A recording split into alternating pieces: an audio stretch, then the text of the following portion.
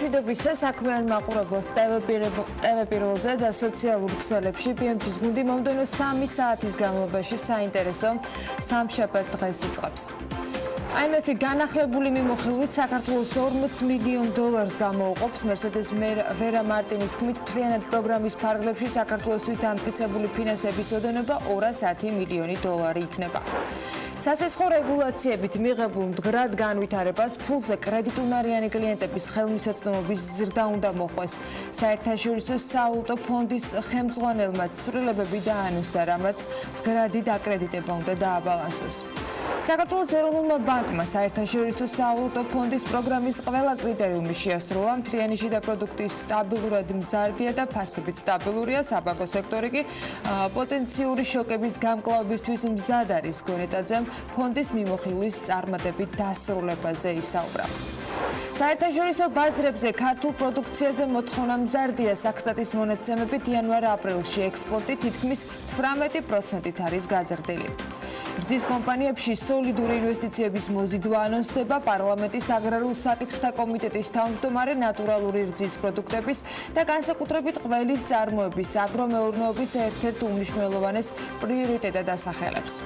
სტომატოლოგიური დაწესებულებების 54% ინფექციის კონტროლისა და პრევენციის მოთხოვნებს ვერ აკმაყოფილებს. ამასთან დაკავშირებით დასკვნაში სახელმწიფო აუდიტის სამსახურმა მიუთითა.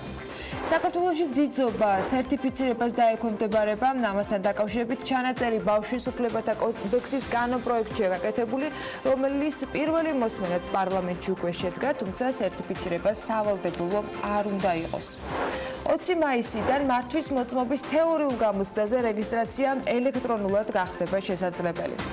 საქართველოს ბანკმა workplace-ის დანერგვასთან დაკავშირებით გააკეთა განაცხადი ბიზნეს პლატფორმა კომპანიებისათვის, რომლის მიზანიც ბანკის თანამშრომლებისათვის თანამედროვე საკომუნიკაციო არხის შეთავაზებაა. საქართველოს ბანკის კიდევ ერთი სერვისი გახდება. TPC დაზღვევა კი ჯანმრთელობის დაზღვევას იწყებს. დეტალებზე BMG აუცილებლად ჩაგაყენებთ საქმის კურსში.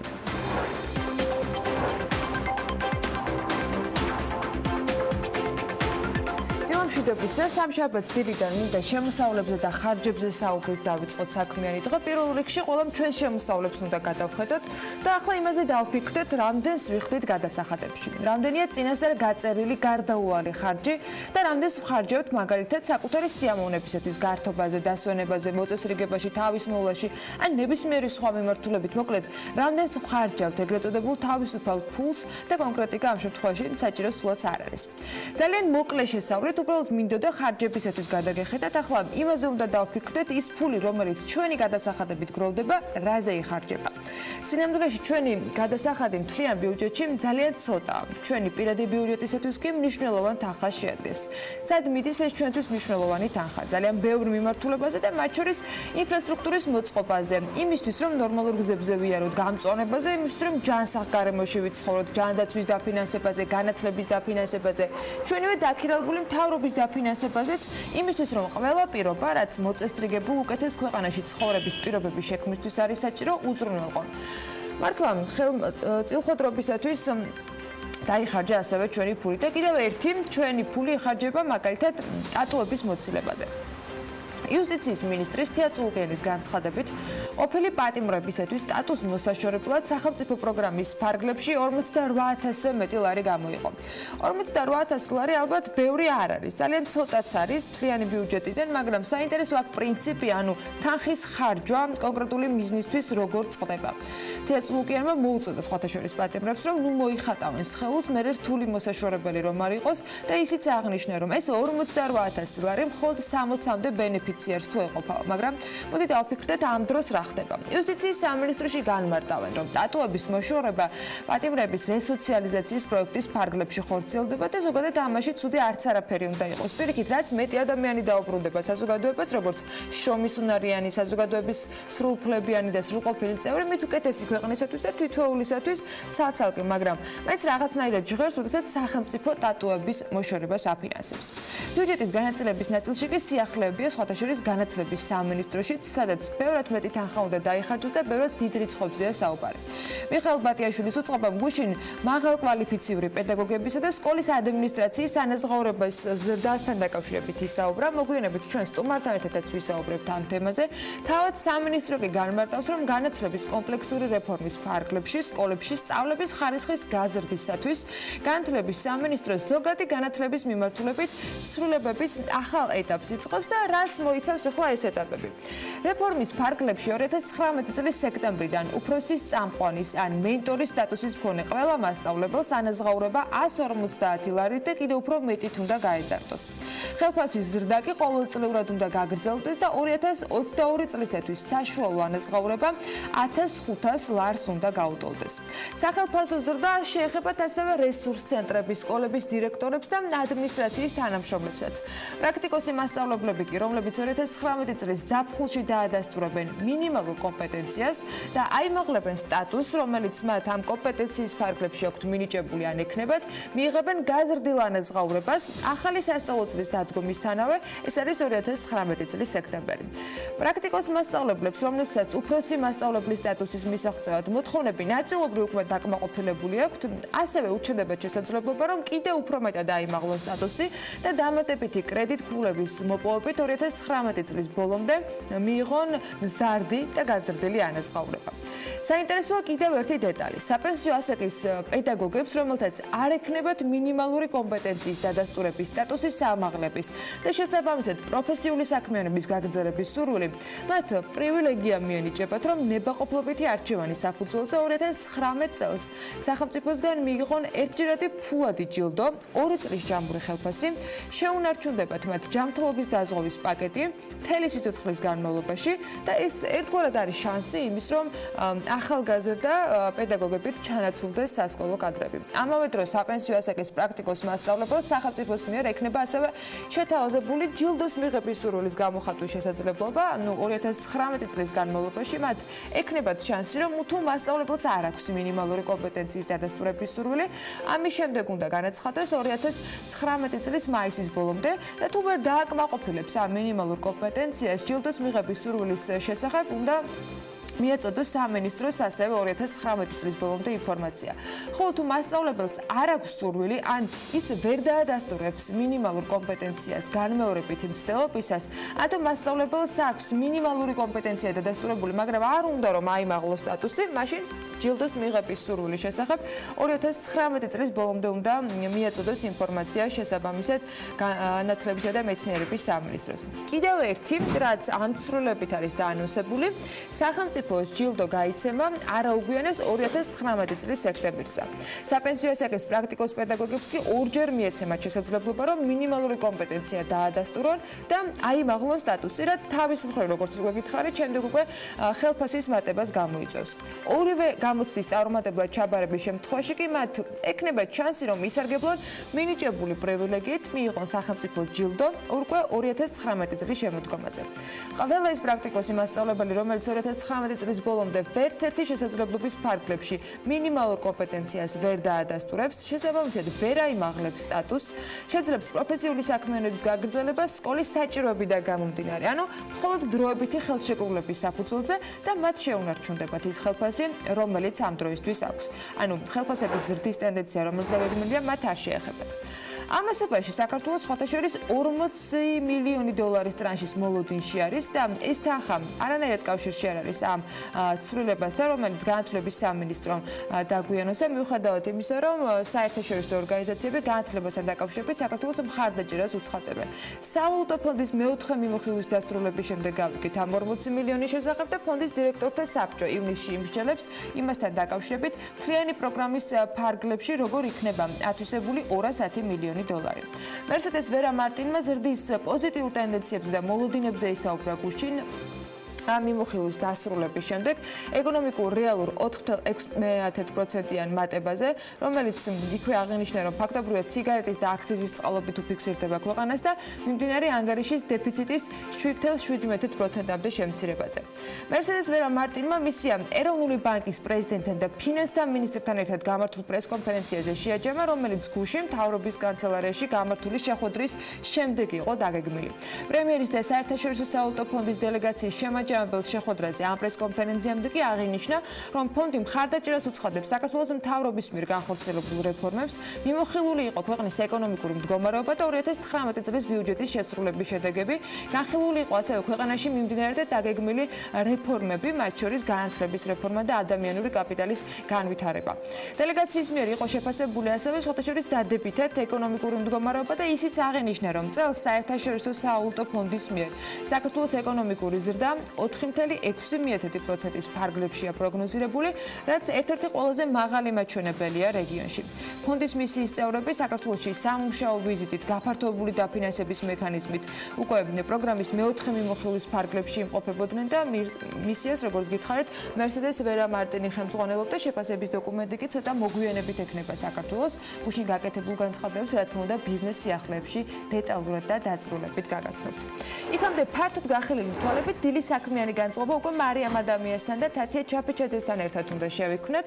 მე მინდა ავიშენო კომფორტული ჩიტის ბუდე, თუ მინდა შევცვალო სამყარო. იმ შემთხვევაში თუ თქვენი პასუხი უკანასკნელი ნაწილი არის, მაშინ გილოცავ თქვენ პირველი ნაბიჯი გაქვთ სტარტაპებისაგან გადადგმული. ეს კი კითხვა, რომელიც ყველა დამწყებმა ენერგიულმა ანტრეპრენერმა უნდა დაუსვას თავის თავს, ვინაიდან სწორედ ეს კითხვა ავლებს იდეოლოგიურ ხაზს სტარტაპსა და მცირე და საშუალო ბიზნესს შორის.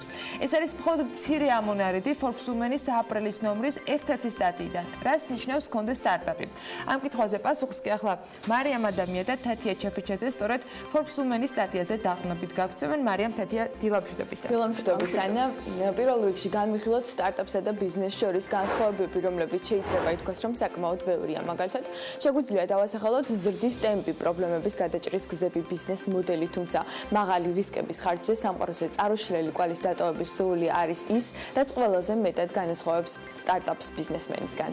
ვიდრე დეტალებზე ვისაუბრებთ, მოდი ავხსნათ საერთოდ რატომ არის მნიშვნელოვანი ვიცოდეთ განსხვავება სტარტაპსა და მცირე ბიზნესს შორის. განვიხილოთ, თათია, ბიზნესი სტარტაპისგან მნიშვნელოვანი ბოლო დროს განვითარებული მოვლენების ფონზე გახდა, რადგან პროგრამებმა, სახელმწიფო და კერძო სექტორის ინიციატივებმა სიტყვა სტარტაპი ძალიან გავრცელებული გახადა საქართველოში. ზოგადად საზოგადოებაში სტარტაპერობის სურვილის გამოთქმა რაღაც ახალი, ძალიან პოპულარული გახდა.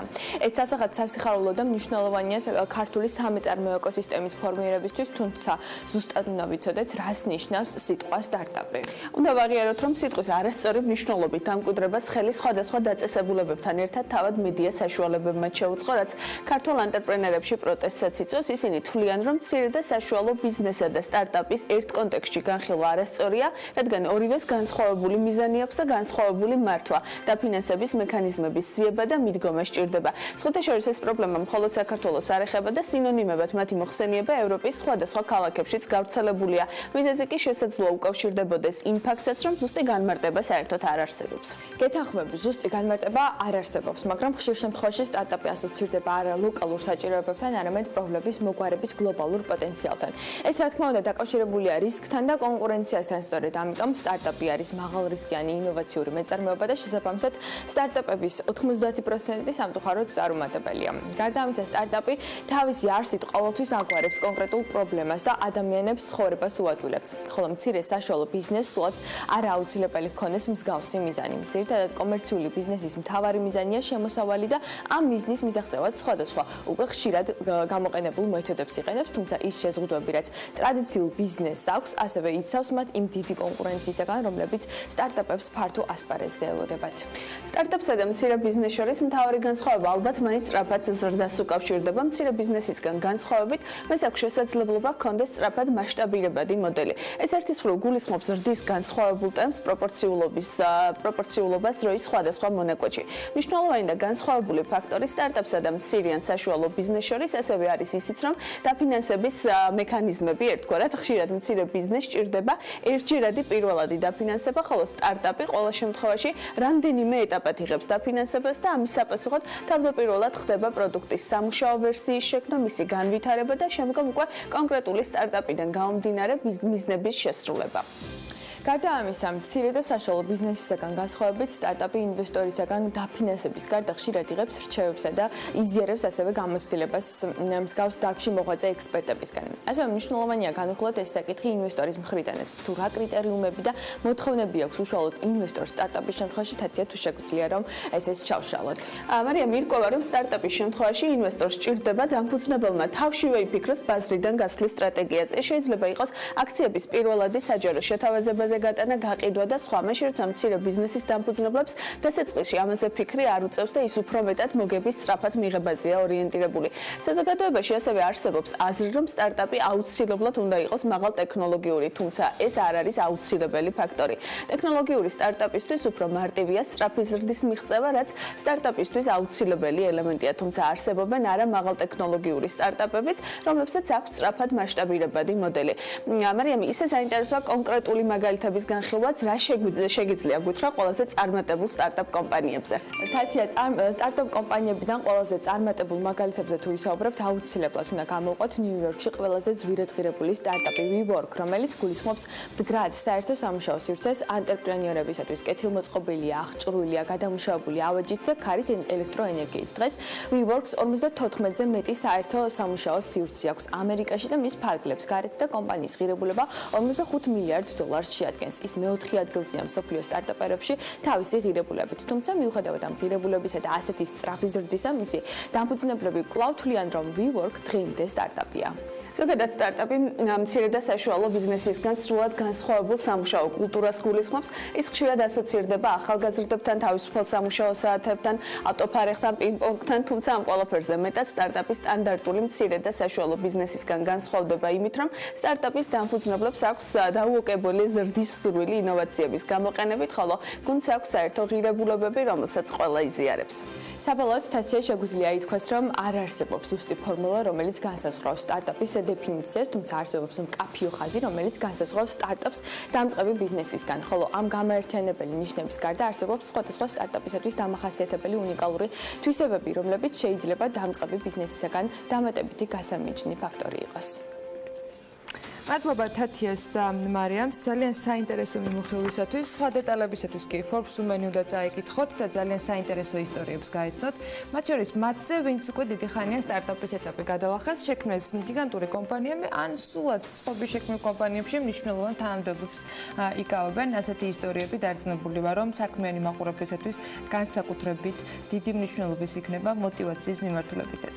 მათთვის, ვინც мотиваცია უკვე შეიქმნეს და ძალიან საინტერესო ამბებიც შექმნეს ქვეყანაში, ბიზნეს სიახლეები გვაქვს მომზადებული და სულ რამდენიმე წამში გაგაცნობთ. საქართველოს ენერგოსისტემას დამატებით 3 მეგავატი ელექტროენერგია შეემატება.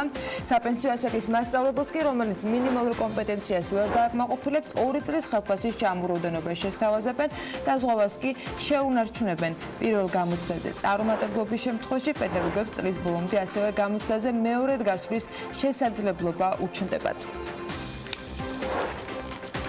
ქვეყნების ჩამონათვალს, რომლებთანაც საქართველოს საგარეო საქმეთა სამინისტრო ჯანდაცვის სამინისტროსთან ერთად ქვეყნის მოქალაქეების დასაქმების მიზნით მოლაპარაკებებს აწარმოებს პორტუგალია, უნგრეთი, კვიპროსი, საბერძნეთი და ბულგარეთი დაემატა.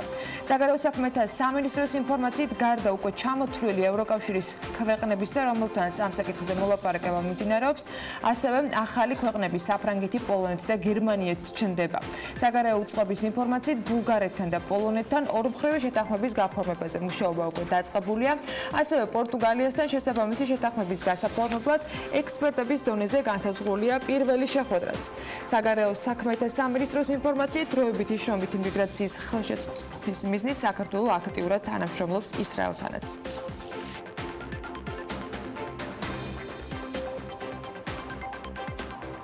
პარლამენტის დარგობრივი ეკონომიკის და ეკონომიკური პოლიტიკის კომიტეტის ხდომაზე ტურიზმის ეროვნული ადმინისტრაციის ხელმძღვანელმა 2018 წლის შეფასებასთან ერთად ახალი ინიციატივების წარადგინა.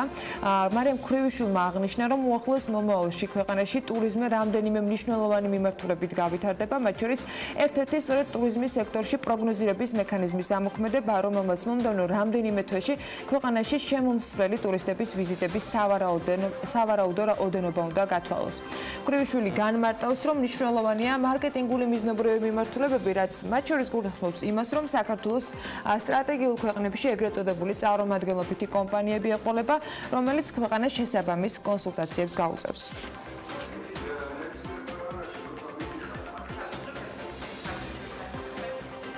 საქართველოს ეკონომიკის მდგრადი განვითარების მინისტრი სამეგრელოში გაზიფიკაციის პროცესის მიმდინარეობას გუშინ ადგილზე ეცნობოდა და ნათია თურნავა ზუგდიდის მუნიციპალიტეტში მოსახლეობასთან გაზიფიცირების სამუშაოების შესახებ ინფორმაცია პირადად წარადგინა, როგორც ეკონომიკის სამინისტროში აცხადებენ, მინისტრმა ადგილობრივებს გაზიფიცირების სამწლიანი სამთავრობო გეგმის დეტალები გაზის ტრანსპორტირების კომპანიის დირექტორთან ერთად გააცნო და ეკონომიკის მდგრადი განვითარების მინისტრმა აღნიშნა, რომ გასული წლის შემოდგომაზე გაზიფიკაციის წინა ეტაპის დასრულებასთან დაკავშირებით მოსახლეობას რეგიონის სრული გაზიფიკაცია უკვე შესრულებული ექნება. თურნავა ამბობს, რომ გაზიფიკაციის ამ ეტაპის შემდეგ სამეგრელოს 75 სოფელი თუ დასახლებული პუნქტი ბუნებრივ აირს მიიღებს.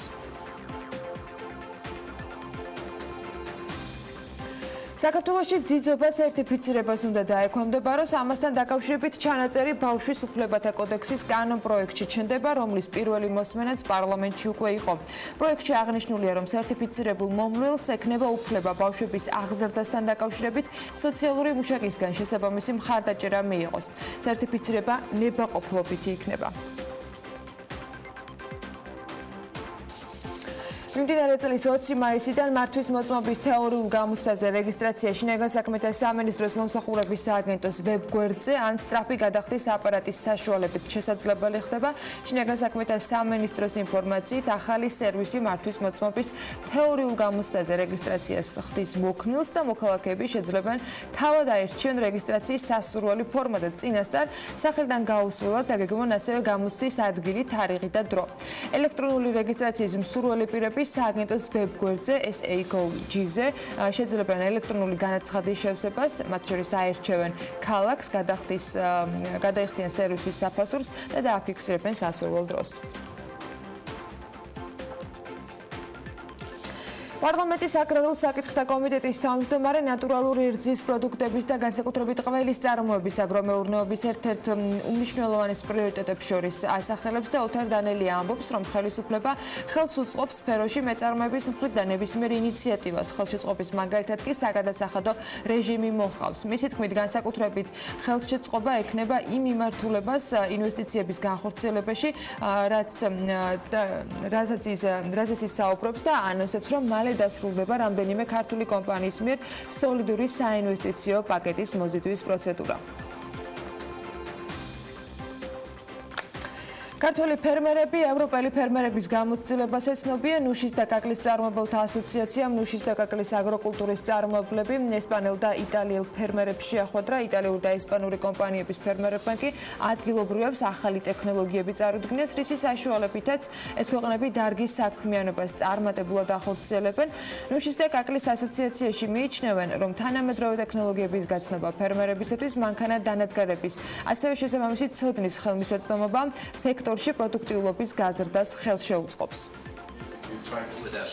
მსგავსი შეხვედრები და აქტივობები გვაძლევს საშუალებას, რომ დავაყაროთ კონტაქტები ქვეყნებთან, რომლებსაც უკვე აქვს კონკრეტული შედეგები ამ დარგში, რაც უკვე სამომავლოდ მოგცემს საშუალებას მარტივად ვიმუშაოთ, როგორც გაყიდვის ნაწილში, ასევე იმ სტანდარტების შექმნაში, რაც დღეს მსოფლიო ბაზარზე არის.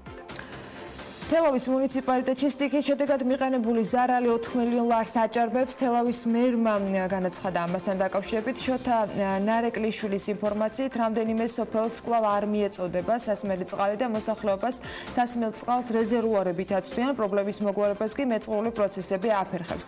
მუნიციპალიტეტის მერმა ასევე განაცხადა, რომ ამ ეტაპზე სტიქის სალიკვიდაციო სამუშაოების ავტომობილო გზის იმ მონაკვეთზე მიმდინარეობს, სადაც მეწყერია ჩამოწოლილი.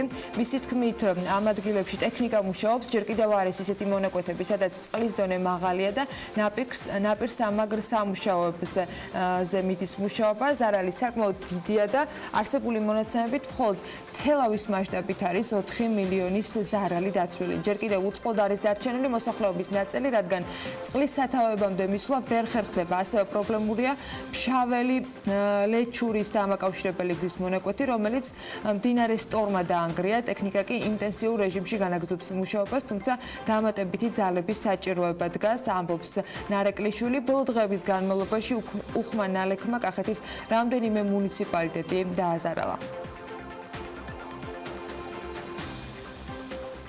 არის სამთავრობო ორგანიზაციების წარმომადგენლები და ადგილობრივები თელავის მუნიციპალიტეტში საზოგადოებრივ ტრანსპორტთან დაკავშირებული პრობლემების მოგვარებას ითხოვენ. ამ მოთხოვნით მათ სამოქალაქო სექტორის წარმომადგენლობამ თვითმმართველობას ინიციატივას წარუდგინა და ამ მიმართულებით ჩატარებული კვლევის შედეგებზე საჭიროებებზე, არსებულ პრობლემებზე და მისი მოგვარების გზებზე მსჯელობაც უზრუნველყო. ინიციატივის ავტორის არასამთავრობო ორგანიზაცია თელავი ჩემი ქალაქიას ხელმძღვანელის განცხადებით აუცილებელია, რომ ქალაქში საზოგადოებრივი ტრანსპორტის საკითხის მოგვარება დღის წესრიგში იყოს, რადგან მისი არარსებობის გამო მუნიციპალიტეტში მცხოვრებლების უმეტესობა გადაადგილებას ვერ ახერხებს. ქალაქში ჩვენ არ გვაქვს მუნიციპალური ტრანსპორტი, რის გამოც ვერ ხერხდება ადამიანების გადაადგილება. ჩვენი ინიციატივაა, რომ ჩვენ თუ გვაქვს პრეტენზია, რომ ვიყოთ ტურისტული ქალაქი, მოწესრიგებული ქალაქი, თანამედროვე ქალაქი, ჩვენ მოვითხოვთ იმას, რომ იყოს თელავში საზოგადოებრივი ტრანსპორტი. გული შეგტკივა, რა თქმა უნდა, ამ პრობლემაზე და არ მინდა ვინმე ისეთი თავისუფლება დარჩეს, რომ მუნიციპალიტეტის ხელმძღვანელობა ამ მიმართულებით არ მუშაობს და არ ფიქრობს. თუმცა ერთობლივი ძალისხმევით ვფიქრობ, უფრო ადვილი იქნება ამ მიზნის მიღწევა. საცხოვრებენ პლანეტის უმდიდრესი ადამიანები Forbes-ის და World6-ის მონაცემზე დაყრდნობით მარიამ ადამიანს მის ადგილები შეაჯამა, რომლებსაც მილიარდერები საცხოვრებლად უმეტეს შემთხვევაში ირჩევენ. რომელ ქალაქებს ირჩევენ 10-ციფრიანი ქონების მქონე ადამიანები და რატომ? დიდრების გეოგრაფია უნდა ვნახოთ სიუჟეტში. სად ვეძებოთ პლანეტის უმდიდრესი ადამიანები? Forbes-ის მიმდინარე წლის ანგარიშის თანახმად მილიარდერების დაახლოებით 3/4 მსოფლიოს 10 ქვეყანაშია გადანაწილებული. მათი ქონების საერთო მოცულობა კი $6.8 ტრილიონ უტოლდება. ანუ იმაზე მეტს, ვიდრე პლანეტის ქვეყნების უმრავლესობის მთლიანი შიდა პროდუქტია. ცხადია, 10-ციფრიანი ქონების მფლობელებს შეუძლიათ იცხოვრონ იქ, სადაც უნდათ და ისე, როგორც მოუნდებათ, თუმცა მაინც უმეტესობა და თანაც სტაბილურად ერთსა და იმავე ქალაქებს ირჩევენ. დიდრების გეოგრაფია კი ასე გამოიყურება. პირველი გაჩერება ნიუ-იორკია. ამერიკის შეერთებული შტატების ყველაზე დიდ ქალაქში 84 მილიარდერი ცხოვრობს, რომელთა ქონების საერთო მოცულობა $479.7 მილიარდი და აღემატება მაგალითად ავსტრიის მთლიანი შიდა პროდუქტის მაჩვენებელს. უკვე მეხუთე წელია, რაც ქალაქი, სადაც ორი უმსხვილესი საფონდო ბირჟაა განთავსებული და ერთ-ერთი მნიშვნელოვანი ფინანსური ცენტრია მსოფლიოში, დიდარი ადამიანების რაოდენობის მხრივ ლიდერ პოზიციას ართმობს. მათ შორის ყველაზე მდიდარია მაიკლ ბლუმბერგი. სიაშია ასევე კოსმეტიკური იმპერიის ესტე ლაუდერის მფლობელი რონალდ ლაუდერი და JP Morgan Chase-ის გენერალური დირექტორი ჯეიმს დაიმონი. 79 მილიარდერი იყრის თავს ჰონგ-კონგში, სიმდიდრის საერთო მოცულობა კი $315.5 მილიარდი.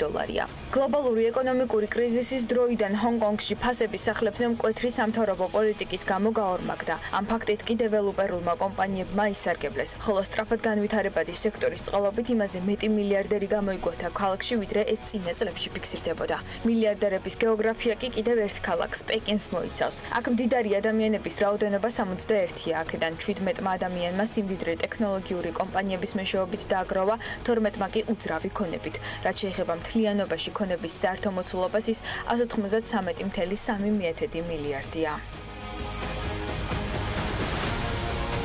პეკინიდან ლონდონში გადავინაცვლოთ. ქალაქს საცხოვრებლად შედარებით მცირე რაოდენობა, 55 ადამიანი ირჩევს, აქედან კი მხოლოდ 20-ია ბრიტანელი. დანარჩენები ინდოეთიდან, ესპანეთიდან და რუსეთიდან არიან. სწორედ ლონდონში დაიდობინა კომპანია IKEA-ს მფლობელმაც, რომელიც მაღალი გადასახადების თავიდან აცილების მიზნით შვედეთიდან საცხოვრებლად აქ გადმოვიდა. კიდევ უფრო ნაკლები 45 მილიარდერი ცხოვრობს შანხაიში. რაოდენობა გასულ წელთან შედარებით 5 ადამიანით შემცირდა განსხვავებით სან-ფრანცისკოსგან, სადაც პირიქით დიდრების სიას კიდევ 8 ადამიანი დაემატა. და ბოლოს, ყველაზე მდიდარი ადამიანების საცხოვრებლად მუმბაისაც ირჩევენ, სადაც მათი რაოდენობა ჯამში 37-ია, ხოლო სიმდიდრის საერთო ოდენობა $184.4 მილიარდი.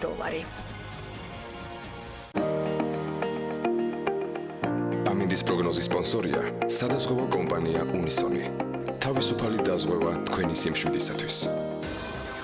ამის პროგნოზის გაცნობის დრო არის საქმიანი დილის ეთერში. გარემოს ეროვნული სააგენტო კი ტრადიციულად ყველაზე სანდო ინფორმაციას გვაწვდის. ამინდი როგორც თავად ამბობენ, განპირობებული იქნება შავი ზღვის ჩრდილო-დასავლეთიდან მოქმედი შეტევებით ცივი ჰაერის მასების მცირე ნაწილისა და სამხრეთიდან გავრცელებული თბილი ჰაერის მასების ურთიერთქმედებით.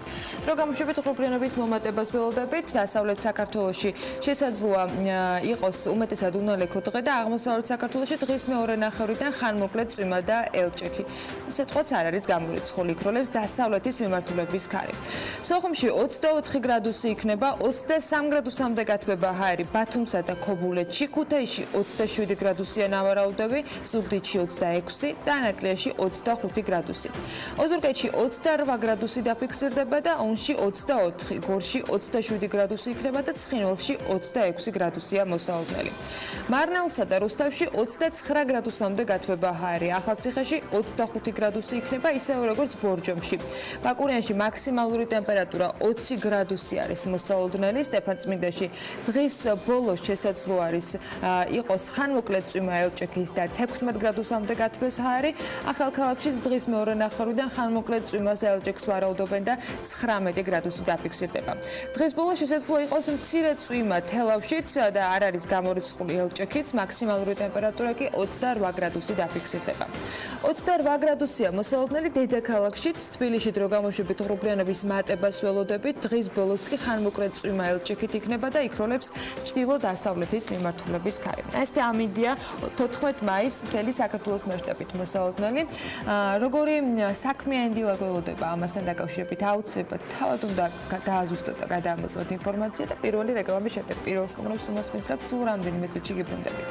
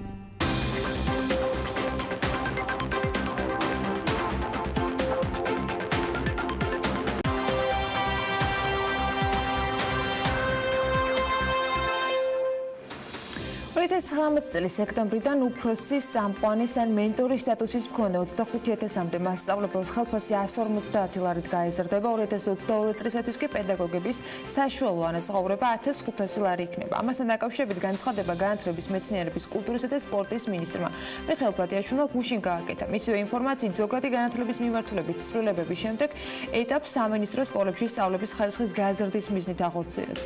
ეს არის ერთადერთი თემა, რაზეც მინისტრმა გუშინ გამართულ ბრიფინგზე ისაუბრა. თათია ჩაფიჩაძე უნდა შემოგვიერთდეს ახლა პირდაპირ ეთერში და მასპინძლობთ განათლების მინისტრის მოადგილეს ირინა აბულაძეს. მოგესალმებით, მადლობა იმის რომ ხართ ჩვენთან ერთად. დილამშვიდობის კიდევ ერთხელ ვიდრე სტუმართან გადმოვალ კითხვით, ასევე ვიტყვი რომ გუშინ ცნობილი გახდა მასწავლებელთა სქემის ახალი დეტალების შესახებაც, კერძოდ საპენსიო ასაკის ის მასწავლებლები, რომლებიც არ იქნებიან სტატუსის ამაღლების მსურველები 2019 წელს პროგრამიდან გასვლის შემთხვევაში მიიღებენ ფულად ჯილდოს. საუბარია 2 წლის ჯამური ხელფასის ოდენობაზე ერთად და ამასთან ჯანმრთელობის დაზღვევის პაკეტ სიცოცხლის ბოლომდე.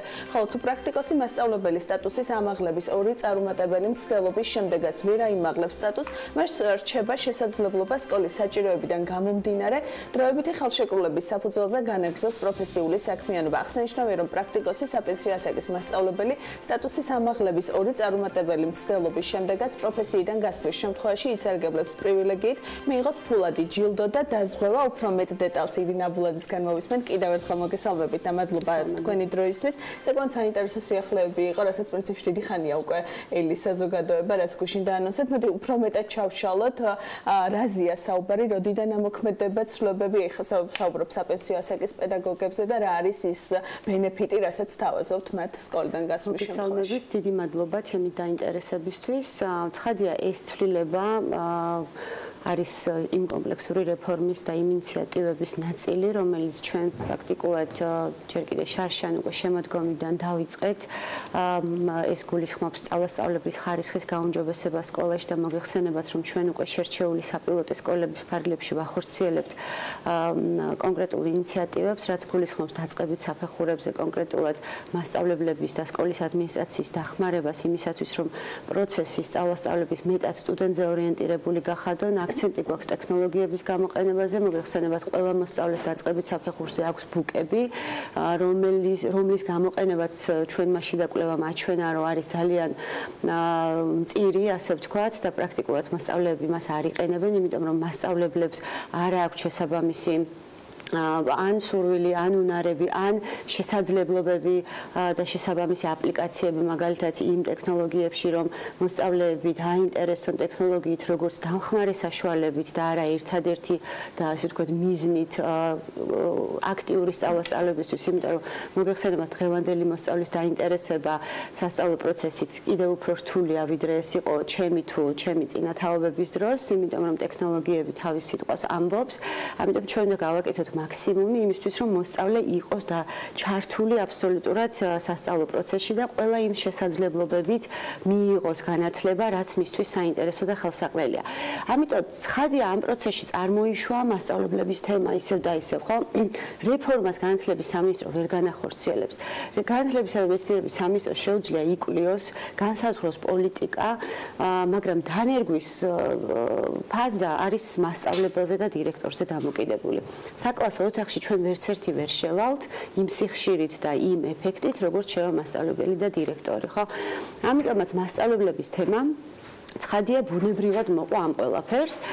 იცით, რომ 2015 წლიდან სქემა მოქმედებს მასწავლებლების, რამაც ვფიქრობ, რომ ძალიან მნიშვნელოვანი როლი ითამაშა იმაში, რომ მასწავლებლებმა სახელფასო პოლიტიკა, ასე ვთქვათ, სახელფასო პირობები გაიუმჯობესეს, უკვე დიფერენცირება მოხდა, მიზანი გაუჩნდათ მასწავლებლების განვითარებისთვის, რომ საით მიდიოდნენ, თუმცა შედეგები გვაჩვენებს, რომ უკანასკნელი 10 წლის განმავლობაში ხორციელდება სერტიფიცირება მასწავლებლების ეგრეთ წოდებული, ასე ვთქვათ, კომპეტენციის დადასტურება, რომელიც გულისხმობს საგნობრივი და პედაგოგიური უნარების გამოცდებს და შემდეგ უკვე სქემა დაემატა, სადაც კრედიტ ქულებს აგროვებდნენ მასწავლებლები, მაგრამ დღეისათვის პროფესიაში ყავს 33,000 პედაგოგი, რომელიც არის პრაქტიკოსის საფეხურზე. ეს არის ყველაზე დაბალი საფეხური ამ სქემის სტატუსში, სადაც მასწავლებლებს უბრალოდ სახელფასო გაუმჯობესების შესაძლებლობა არ ეძლევათ, იმიტომ რომ მათ არ უცდიათ დავაზუსტება არასდროს. იცით რა, 33,000 პედაგოგში ჩვენ ჯამურად სისტემაში ყავს 59,000 მასწავლებელი, 33,000 მასწავლებელი, რომელიც პრაქტიკოსის საფეხურზეა, მათი საშუალო სახელფასო ანაზღაურება დაახლოებით 450 ლარია. სქემის, ასე ვთქვათ, შესაძლებლობებიდან გამომდინარე, მათ რომ ისარგებლონ სახელფასო ზრდით, ისინი ზედა საფეხურებზე უნდა გადავიდნენ.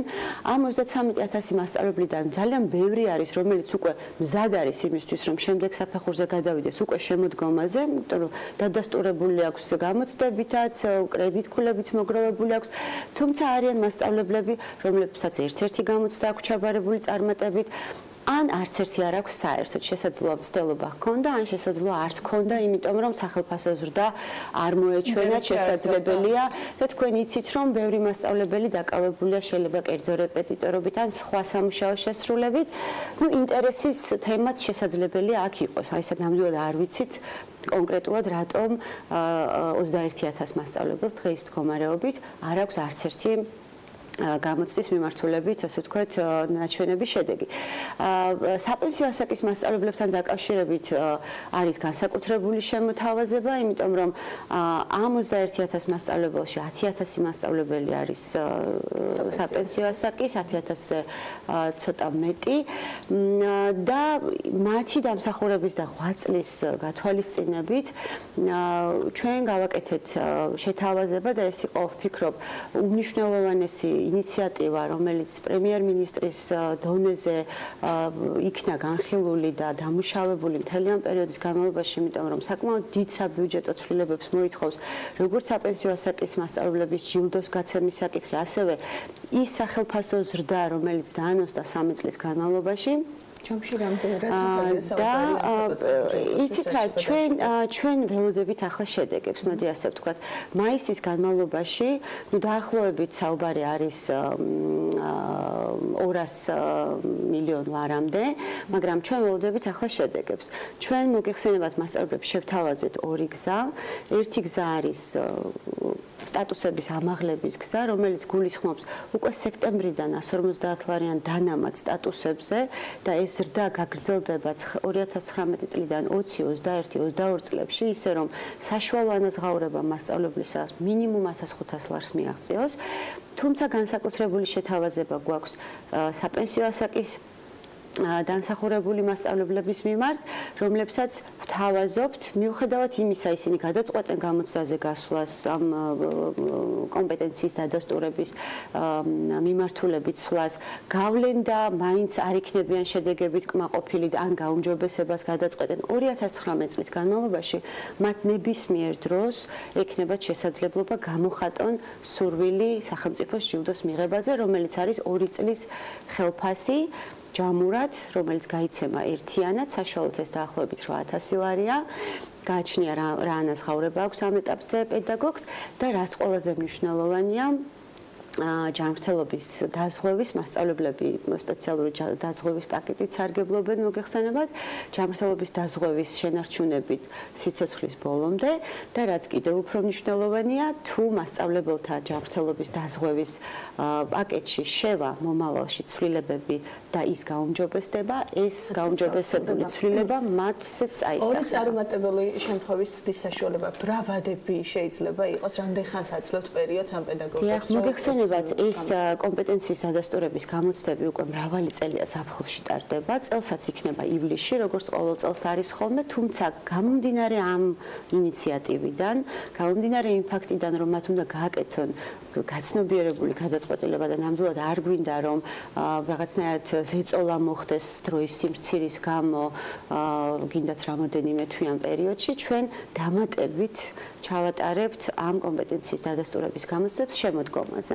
ისე რომ 2019 წლის განმავლობაში მათ ექნებათ ორჯერ კომპეტენციის დადასტურების შესაძლებლობა და შუალედში, დავუშვათ ზაფხულში გავედი გამოცდაზე, რაღაც შედეგით არ ვარ კმაყოფილი, ჩვენ მათ ყველა შევთავაზებთ უფასო ტრენინგებს, იქიდან გამომდინარე რა საჭიროებები იქნებათ მათ იმისთვის, რომ მაგალითად გაიმეორონ გამოცდა შემოდგომაზე.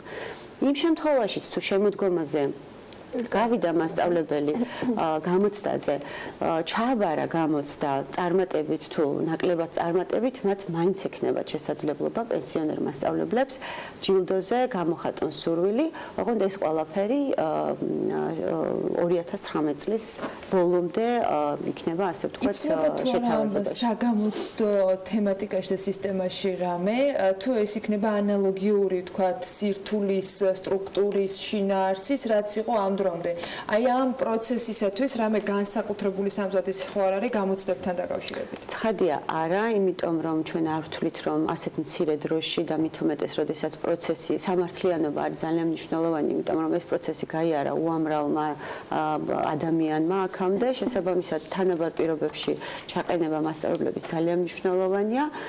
საგამოცდო პროგრამა, ყველაფერი რაც უკავშირდება კომპეტენციის დადასტურებას და მოქმედებდა უკანასკნელი წლების განმავლობაში იქნება ისევ ისე შენარჩუნებული. პედაგოგები, რომლებიც წლების განმავლობაში კრედიტ საათებს აგროვებდნენ, მათ შორის სტატუსის გაუმჯობესებისათვის, ეს სისტემა რაღაცნაირად შეიცვალა, გადაიხედა. დღეს მათ ის არსებული სტატუსები, ან რაღაცა სანახევროდ მიღებული დაგროვებული კრედიტ საათები, რომელიც თქვათ არ არის საკმარის რომ შემდეგ საფეხურზე გადავიდნენ, მაგრამ მათ აქვს რაღაცები გავლილი, რა ბენეფიტს აძლევს, ან საერთოდ აისახება თუ არა რამეში? ძალიან კარგი კითხვაა, დიდი მადლობა. 2019 წელი არის არის გარდამავალი პერიოდი. ჩვენ ამაზე ვისაუბრეთ და მინდა რომ თქვენი ეთერიც გამოვიყენო ამაზე სასაუბრად. 2019 წლის ბოლომდე ის მასწავლებლები, რომლებსაც ეს პროცესი დაწყებული აქვთ და ეს კრედიტქულების სისტემაც რატომ დავიწყეთ ხომ მსჯელობა, იმიტომ რომ წამოვიდა მასწავლებლებისგან ჩავატარეთ კვლევები, ფოკუს ჯგუფები და დავინახეთ რომ რაღაც ხშირ შემთხვევაში ფორმალობებთანაც იყო საქმე, არ ეხება ეს ყველას ცხადია, მაგრამ სისტემურად დავინახეთ დიდი რისკები. ამიტომ ვთქვით, რომ მოდი ახლა ვიცადოთ, რომ ეს სისტემა ნაკლებ ბიუროკრატიული გავხადოთ და მასწავლებლებს უფრო მეტი დრო ჰქონდეთ სინამდვილეში სკოლაში, საკლასო ოთახში მუშაობისთვის. ამიტომ დავიწყეთ ეტაპობრივი ცვლილებები, თუმცა 2019 წლის ბოლომდე კრედიტქულების დაგროვების სისტემა იმუშავებს და მასწავლებლებს, რომლებსაც უკვე ნაწილობრივი კრედიტქულები აქვთ მოგროვებული, იმისთვის რომ გაიუმჯობესონ სტატუსი, ცხადია ამ წლის ბოლომდე ამის შესაძლებლობა ექნებათ. მაგალითად, გუშინ უკვე დავაინიცირეთ ახალი ცვლილება, ანუ პროცესი არის ესეთი, რომ ეტაპობრივად შევა არსებულ სქემაში ცვლილებები ის, რაც ასე ვთქვათ, მიგვიყვანს ნელ-ნელა სისტემის სრულიად დახვეწამდე და 2020 წლისთვის უკვე ჩვენ ახალ დოკუმენტს დავამტკიცებთ, რომელიც იქნება უკვე ასე ვთქვათ ამ გარდამავალი პროცესის დასრულების შემდეგ, თუმცა იმ ახალ რეგულაციებზე ჩვენ უკვე საჯარო განხილვები გვექნება ზაფხულში აუცილებლად პროფკავშირებთან, მასწავლებლებთან და 2020 წლისთვის რა სისტემაზე გადავდივართ, ამას განვიხილავთ და გუშინდელ ცვლილებაზე მინდა მოგახსენოთ, რასაც ბევრი მასწავლებელი ელოდა. ეს არის გუშინ უკვე მთავრობაზე წარვადგინეთ, რომ გავიდეს მთავრობაზე დასამტკიცებლად სქემაში ცვლილება. კონკრეტულად ეს ეხება უფროსი სტატუსის ჩამოქვეითების მოხსნას, ასე ვთქვათ, სქემაში იყო ასეთი ჩანაწერი, რომ კონკრეტული ვადის შემდეგ თუ მასწავლებელი კონკრეტული კრედიტქულების დაგროვებას ვერ შეძლებდა, სტატუსი, რომელსაც მიაღწია, ის ჩამოერთმეოდა. ძალიან ბევრი განხილვები გქონდა მასწავლებლებთანაც და ექსპერტებთანაც ამ საკითხზე და ჩავთვალეთ, რომ ეს არ არის გამართლებული, იმიტომ რომ სკოლები ძალიან განსხვავდებიან ადგილმდებარეობის და მოსწავლეთა რაოდენობის და ბევრი სპეციფიკით. ის თუ თბილისის სკოლაში შეეძლო მასწავლებელს ბევრი კრედიტქულის დაგროვება იმ სტატუსის შესანარჩუნებლად, ასევე არ ვრცელდებოდა მაგალითად რომელიმე რეგიონის ან სოფლის სკოლაზე. და გინდაც თბილისში, იცით რა ძალიან რთულია ძალიან მცირე დროში აი ამ სავალდებულო ფორმას იღებდა და ამიტომ თქვი წეღანს დრო ზოგჯერ ფორმალობის ამიტომ ეს შეზღუდვა მოხსენით, ვთქვით, რომ თუ სტატუსს მიაღწია, შენ თუ დაადასტურე კომპეტენცია, რომ ხარ ამ კომპეტენციის მატარებელი, ამის ჩამორთმევა აღარ შეიძლება. მეორე არის რას აკეთებს შენ სკოლაში და კეთილსინდისი რა გაკეთებ თუ არა სკოლაში ამ სტატუსში. რჩება პედაგოგის მუშაობის პარალელურად მისი მუშაობის ხარისხის შესაფასებლად, გასაკონტროლებლად, რა ბერკეტი რჩება ზედამხედველო ორგანოს, ამ შემთხვევაში იქნება ეს სამინისტრო თუ თქვათ მის სხვა სპეციფიკი. ვის შეამოწმებს რამდენად შეიძლება თქვა და 2009 წლის შემდეგაც ვიღაცები ხო გადადიან საფასო ასაკში თანამედროვე ტექნიკა მუდმივად ახლდება, ბევრი მეთოდოლოგია შესაძლებელი.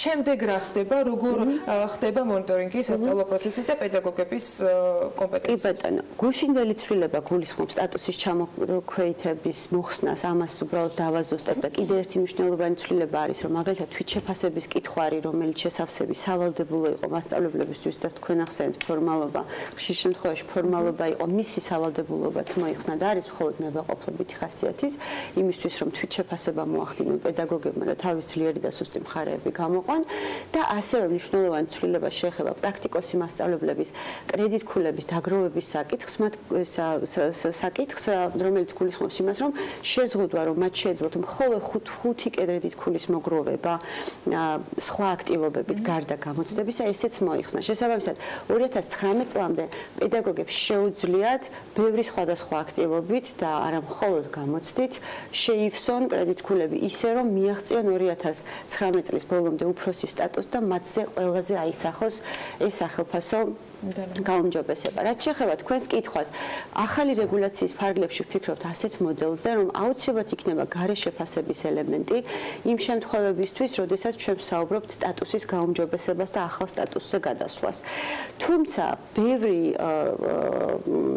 ელემენტი, ასე ვთქვათ, შეფასების შიდა დონეზე უნდა გაძლიერდეს სკოლის შიგნით. ახლაც ხდება სკოლებში შიგნით შეფასების ჯგუფების მიერ მასწავლებლების შეფასება, თუმცა გავყოფდი ორ ელემენტს, ზუსტად აქ ერთი არის რას აკეთებს მასწავლებელი ყოველდღიურ ვითარებაში და მეორე არის რომ ის ადასტურებს უფრო მეტ კომპეტენციას ზედა სტატუსის მიღწევისთვის.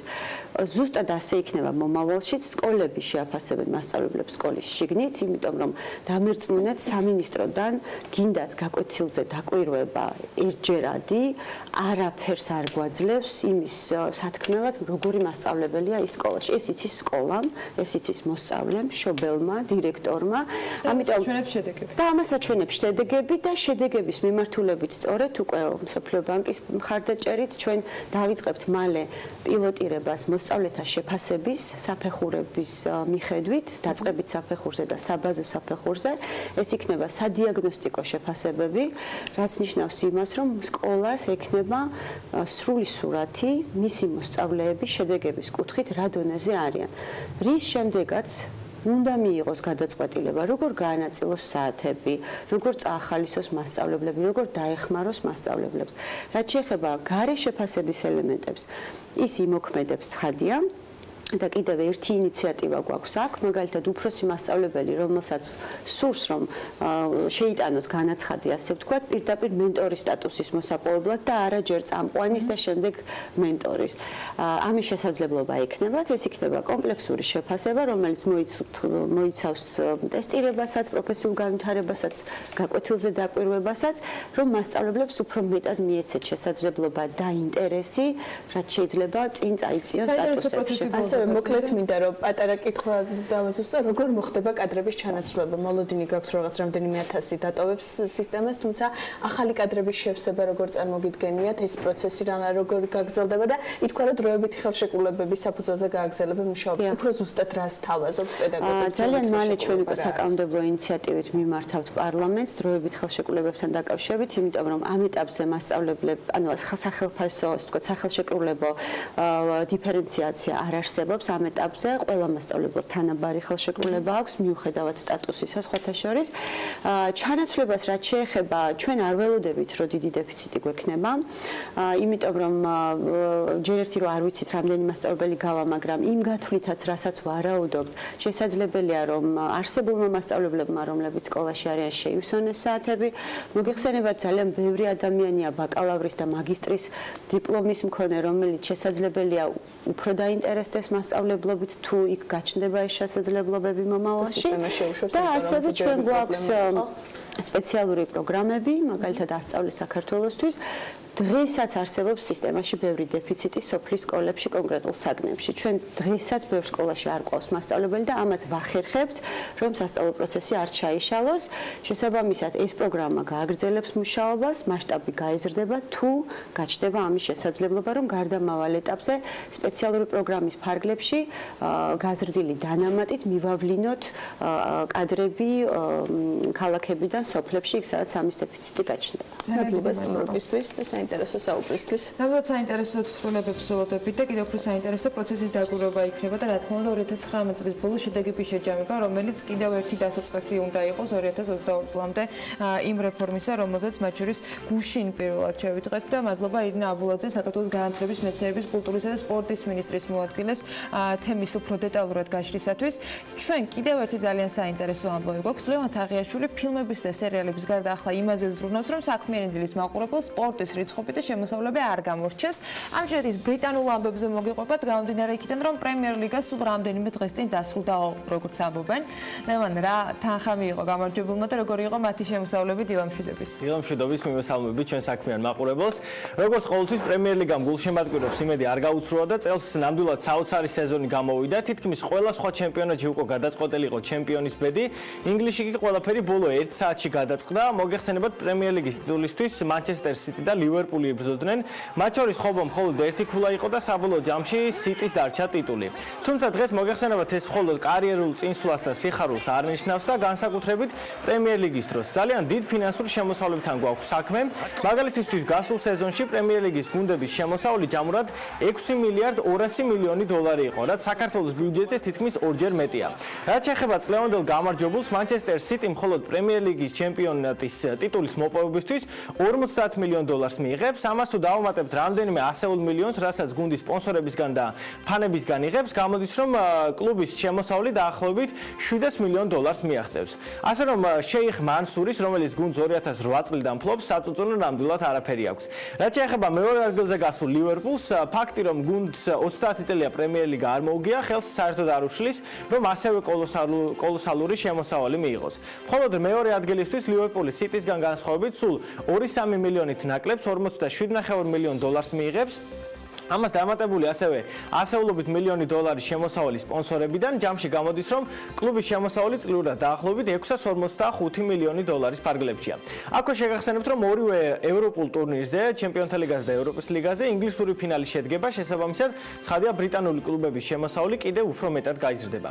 და ბოლოს პრემიერ ლიგის შემდეგ ყველაზე პოპულარული ესპანეთის ლიგა, რომელიც ასევე ასტრონომიულ შემოსავლებზე გადის, გასულ წელს ლიგის გუნდებმა Forbes-ის მიხედვით ჯამში $17 მილიარდ $900 მილიონი გამოიმუშავეს. გაცილებით შთამბეჭდავია იმ გუნდის პრიზი, რომელიც ლიგას იგებს, მაგალითად გასულ წელს პირველ ადგილოსან ბარსელონას მხოლოდ ლიგის მოგებით $176 მილიონი ერგო, რეალს კი $179 მილიონი. საფეხბურთო სეზონი ჯერჯერობით არ დასრულებულა, წინ გვაქვს ჩემპიონთა ლიგის ფინალი, რომელიც მადრიდში 1 ივნისს გაიმართება და მასში ლივერპული და ტოტენჰემი მიიღებენ მონაწილეობას. მადლობა ლევან, საინტერესო მიმოხილვისათვის. არწმუნებული ვარ, რომ რიცხობით საინტერესოა სპორტის მოყვარულებისათვის და შენს მიმოხილვას მომავალშიც არაერთი მართულებით დაელოდებიან. ჩვენ ახლა წინ სარეკლამო პაუზე გველოდებათ, თუმცა რიცხვებს 10 შემდეგ შევეშვებით.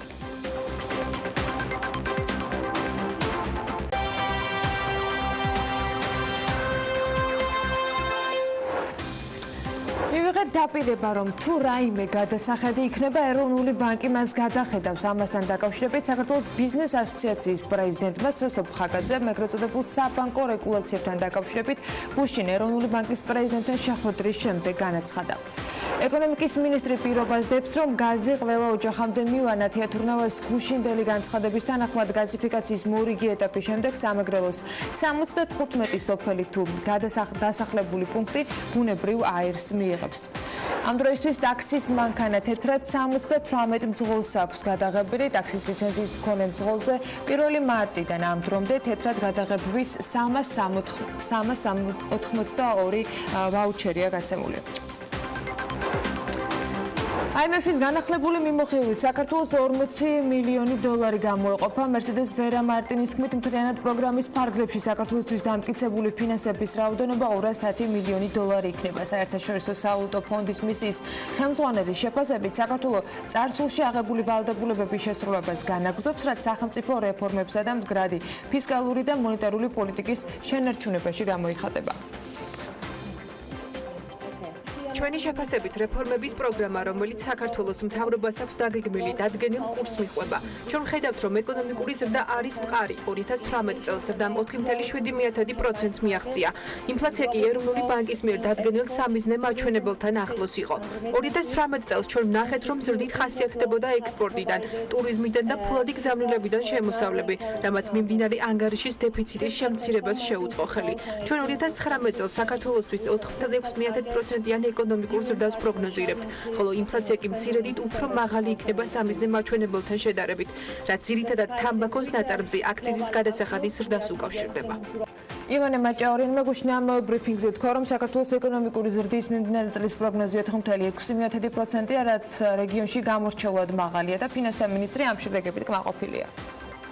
ამ წლისთვის, მიმდინარე წლისთვის საქართველოს პროგნოზი ეკონომიკური ზრდის არის 4.6, რაც რეგიონში გამორჩეულად მაღალია და კიდევ ერთხელ ადასტურებს იმ რეფორმების ეფექტურობას და იმ რეფორმების მიმართ ერთგულებას, რომლის დროზეც საქართველოს ხელისუფლება დგას. საქართველოს ეროვნული ბანკის პრეზიდენტის კობა გონეტაძის განცხადებით კი საერთაშორისო სავალუტო მისიის შეფასებით საქართველოს ეროვნული ბანკის მიერ გატარებული მონეტარული პოლიტიკა კვლავ ადეკვატურად არის შეფასებული და ის არსებულ ვითარებას შეესაბამება. მთავარი ბანკირი მიიჩნევს, რომ მნიშვნელოვანია საფინანსო სექტორში მიმდინარე რეფორმები გაგრძელდეს, რაც მომავალში ფინანსური სექტორის სიჯანსაღის და სტაბილურობის აუცილებელი წინაპირობაა. ფონდის მისიამ კიდევ ერთხელ გაუსვა ხაზი სურავი გაცვლითი კურსის მნიშვნელობას, განსაკუთრებით საგარეო რისკების არსებობის პირობებში. საქართველოსთვის ეს არის მთავარი წინაპირობა ქვეყნის ეკონომიკის კონკურენტუნარიანობის შენარჩუნებისათვის და მიმდინარე ანგარიშის შემდგომი და მდგრადი გაუმჯობესებისათვის. ამასთან გრძელდება საერთაშორისო რეზერვების დაგროვება და ამ მიმართულებით ჩვენი ძალისხმევა გაგრძელდება. პასუხისმგებლიანი დაკრედიტების სისტემის ამოქმედების შედეგად ქვეყანაში სესხის გაცემის სტანდარტი გამკაცრდა, რაც მომავალში დაკრედიტების ზრდის ტემპს კიდევ უფრო მდგრადს გახდის. ამასთან დაკავშირებით საერთაშორისო საავტო ფონდის მისიის ხელმძღვანელმა ისაუბრა ბრიფინგისას, რომელიც გუშინ შედგა. მერსედეს ვერა მარტინი ამბობს, რომ საშუალებადიან პერიოდში საქართველოს ეკონომიკური ზრდის ტემპი 5.2%-მდე გაიზრდება, რასაც გაზრდილი ინფრასტრუქტურული ხარჯვა და სტრუქტურული რეფორმები ხელს შეუწყობენ. ეკონომიკურ ზრდაზე მოქმედ დაღმავალ ფაქტორ შორის კი მერსედეს ვერა მარტინი გლობალურად შემცირებულ ზრდის პერსპექტივას და საერთაშორისო ბაზრებზე დაძაბულ სავაჭრო ურთიერთობებს ასახელებს. ეს იყო მიმდინარე ხარჯების კონტროლი. ფინანსური სექტორის რეგულირების პოლიტიკასთან მიმართებით ჩვენ ვხედავთ, რომ ახლახანს მიღებული ცვლილებები, რომლებიც პასუხისმგებლიანი დაკრედიტების პრინციპების დანერგვას ემსახურება, უკვე მოჰყვა შედეგი, რაც სესხის გაცემის უფრო გამკაცრებულ სტანდარტზე გადასვლას გულისხმობს. ეს ცვლილება სავარაუდოდ სესხების ზრდის ტემპს უფრო მდგრად დონემდე შეამცირებს. ასევე მიმდინარეობს მუშაობა კრიზისული დაფინანსების ინსტრუმენტების განმტკიცებაზე, მას და სტრუქტურული რეფორმების დანერგვის ინიციატივას მივესალმებით. სესხების გაცემის შემცირება გარკვეული ტიპის სესხებში არსებობს და ეს სტატისტიკაშიც ჩანს. ამასთან დაკავშირებით საქართველოს ბანკის გენერალურმა დირექტორმა არჩილ გაჩეჩილაძემ 1 იანვრიდან ამოქმედებული ეგრეთ წოდებული საბანკო რეგულაციების ეფექტის კომენტირებისას თქვა.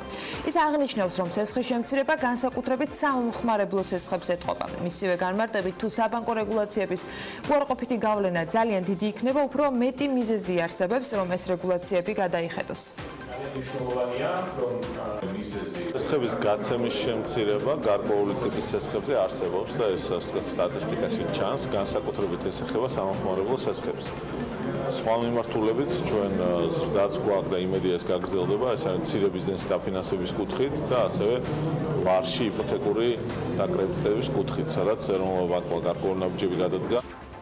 მივიღეთ დაპირება, რომ თუ რაიმე გადასახადი იქნება, ეროვნული ბანკი მას გადახედავს. ეს უკვე ბიზნეს ასოციაციის პრეზიდენტმა სესოფ ხაკაძემ თქვა ეგრეთ წოდებული საბანკო რეგულაციების თემაზე კომენტირებისას. მან თქვა, რომ ეროვნული ბანკის პრეზიდენტთან შეხვედრის დასრულების შემდეგ უკვე საბანკო რეგულაციებს ნეგატიური შედეგი მთლიან პორტფელზე არ ქონია და როგორც სესოფ ხაკაძე აღნიშნავს, ეს იყო ერთ-ერთი ყველაზე მნიშვნელოვანი განსახილველი საკითხი, რომელიც გუშინდელ შეხვედრაზე დაისვა. საბანკო სისტემასთან მიმართებაში თუ შევხედავთ მაჩვენებლებს, ეს არის ზოგადად მთლიანი პორტფელის და ასე შემდეგ ნეგატიურ შედეგებს ვხედავთ. მე ვიძახით კონკრეტულ ციფრებზე დაკმობით, მაგრამ არის ორი ინდუსტრია, ეს არის დეველოპერები, ასე ვთქვათ, და მეორე საცალო სექტორში მოღვაწე კომპანიები, უფრო მეტად საყოფაცხოვრებო ტექნიკის კუთხით, რომლებიც პრობლემებს გრძნობენ და ეხლა ჩვენ ბიზნესის განვითარება თუ გვინდა, ბუნებრივია ყველა სექტორს უნდა დაუჭიროთ ხარი და აქედან გამომდინარეა სწორედ რომ გვინდა მომავალ თვეებში დავაკვირდეთ და პროფესიული ანალიზის საფუძველზე მხოლოდ და მხოლოდ მიიღოს ეროვნულ ბანკმა შესაბამისი გადაწყვეტილება. რეგულაციების შერბილებასთან დაკავშირებით საკუთარი პოზიცია აქვს ლას შაპაპაშვილს. ბანკები დიდად თავს არ იკლავენ, მოდი ხვალვე გავამარტივოთ. იპოთეკური კრედიტების გაცემა უფრო დეველოპერებს აწუხებთ ეს საკითხი, მისი ბიზნესიც მცირდება, ამბობს ბიზნესმენი საბანკო რეგულაციების შეფასებისას. ბიზნეს ასოციაციის ვიცე-პრეზიდენტი ამავე დროს მიიჩნევს, რომ არსებობს მზაობა იპოთეკურ დაკრედიტებაში რეგულაციების შერბილდეს. რაც შეეხება კონკრეტულად თქვენკითხავს რეგულაციებს იპოთეკურ დაკრედიტებაში, მე ვფიქრობ, ჩემი პირადი აზრით ნელ-ნელა უნდა მოუშვო. და ამისკენ მე მგონი არის მზაობა. მე ესე შევასრულო ამ შემთხვევაში, თუმცა ბანკები რატომღაც თავს არ იკლავდნენ, რომ აიგინათ თუ არა ხვალ გავამართოთ. უფრო დეველოპერებს აწუხებთ ეს ვისი ბიზნესი. ეროვნული ბანკის პრეზიდენტმა გუშინ ამავე შეხვედრის შემდეგ აღნიშნა, რომ არსებული რეალობა სრულად შესაბამისობაშია იმ მოლოდინებთან, რაც რეგულაციების ამოქმედებამდე ეროვნულ ბანკს ჰქონდა. კობა გონიტაძე ამბობს, რომ საქართველოში ამოქმედებული რეგულაციები ბევრად უფრო შერბილებულია, ვიდრე ეს სხვა ქვეყნებშია. მისმერე რეგულაცია, მიუხედავად იმისა, რომ გარკვეულწილად გაკეთდება მისი ზემოქმედების წინასწარი ანალიზი, საჭიროებს გარკვეული დროის შემდეგ გადახედვას იმის მიმართულებით, თუ რამდენად ასრულებს ის თავის მოვალეობას. თუ არის საჭირო ცვლილებები, ეს ცვლილებები იქნება მიღებული, თუმცა დავამატებ, რომ ის ძირითადი პრინციპი, რომ სესხებლის მიერ სესხის აღება უნდა მოხდეს იმ შემთხვევაში, თუ სესხებელი გადახდის უნარიანია, რა თქმა უნდა, ეს პრინციპი დარჩება და არ შეიცვლება. თბილისის დინამოს ისტორიული გამარჯვებიდან 38 წლის შემდეგ, სწორედ ამ დღეს აღსანიშნად კრისტალბეთმა კლუბის ძველი და ახალი სახეები შეკრება გუშინ და ყველა ერთად ლეგენდარული ადამიანი კიდევ ერთხელ გაიხსენეს. ლევან თაღიაშვილმა გაატარა რამდენიმე საათი ფეხბურთელებთან და სწორედ ის მოგიყვება საღამოს შესახებ. Დილა. Вошел штрафной, ну может быть, обвел второго, удар ворота, гол! Гол! Гол!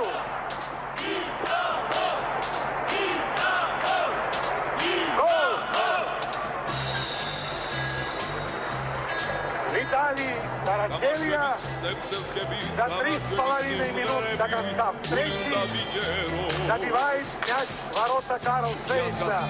2-1. Великолепно. Уходил и низом. 1991 წელი. პერიოდი, როდესაც ადამიანები დინამოს თამაშიდან თამაშამდე ცხოვრობდნენ. გუნდი სწორედ იმ წელს გახდა თასების მფლობელთა თასის გამარჯვებული და საქართველოს ისტორიას ამით განუმეორებელი ემოციები აჩუქა. კრისტალბეთმა სწორედ იმ ლეგენდარული დინამოს ძველი და ახალი სახეები შეკრება. და მათ კიდევ ერთხელ შეახსენა, რომ რამდენი წელიც არ უნდა გავიდეს. ისტორიული გამარჯვება არავის არასდროს დაავიწყდება. დღევანდელი ეპოქა ჩემი აზრით ფეხბურთში და ზოგადად გვაჩვენებს თუ რამდენად დიდი მნიშვნელობა ჰქონდა ამ გამარჯვებას, იმიტომ რომ იმის შემდეგ ასეთი რაღაც არ განმეორებულა და ყველანი ვოცნებობთ ამაზე. შესაბამისად, ჩვენი როგორც კომპანიის კრისტალბეთის ვალია, რომ გავიხსენოთ ეს ხალხი, ბევრი უკვე გარდაიცვალა რამდენიმე ადამიანი, ზოგი სახეზე ყავს და სიცოცხლეშივე დავაფასოთ ისინი, მაქსიმალურად დაუდგეთ გვერდში და მათ მაგალითზე ახალგაზრდა თაობამ ნახოს თუ რა დიდი მნიშვნელობა აქვს სწორი და ლამაზი ფეხბურთის თამაში, რა ძალიან გვაკლია დღევანდელ რეალობაში. ეგ არის საქართველოსთვის ის მომენტი და ის პერიოდი, როცა მთელი საქართველო ერთად იყო, სომეხი, ქართველი, აზერბაიჯანელი, ოსი, რუსი, არ ვიცი, ციგნები ყველაზე იმობდა ამ დღესასწაულს. ნუ წარმოგიდგენია რამხელა ამბავი გაკეთდა მაშინ.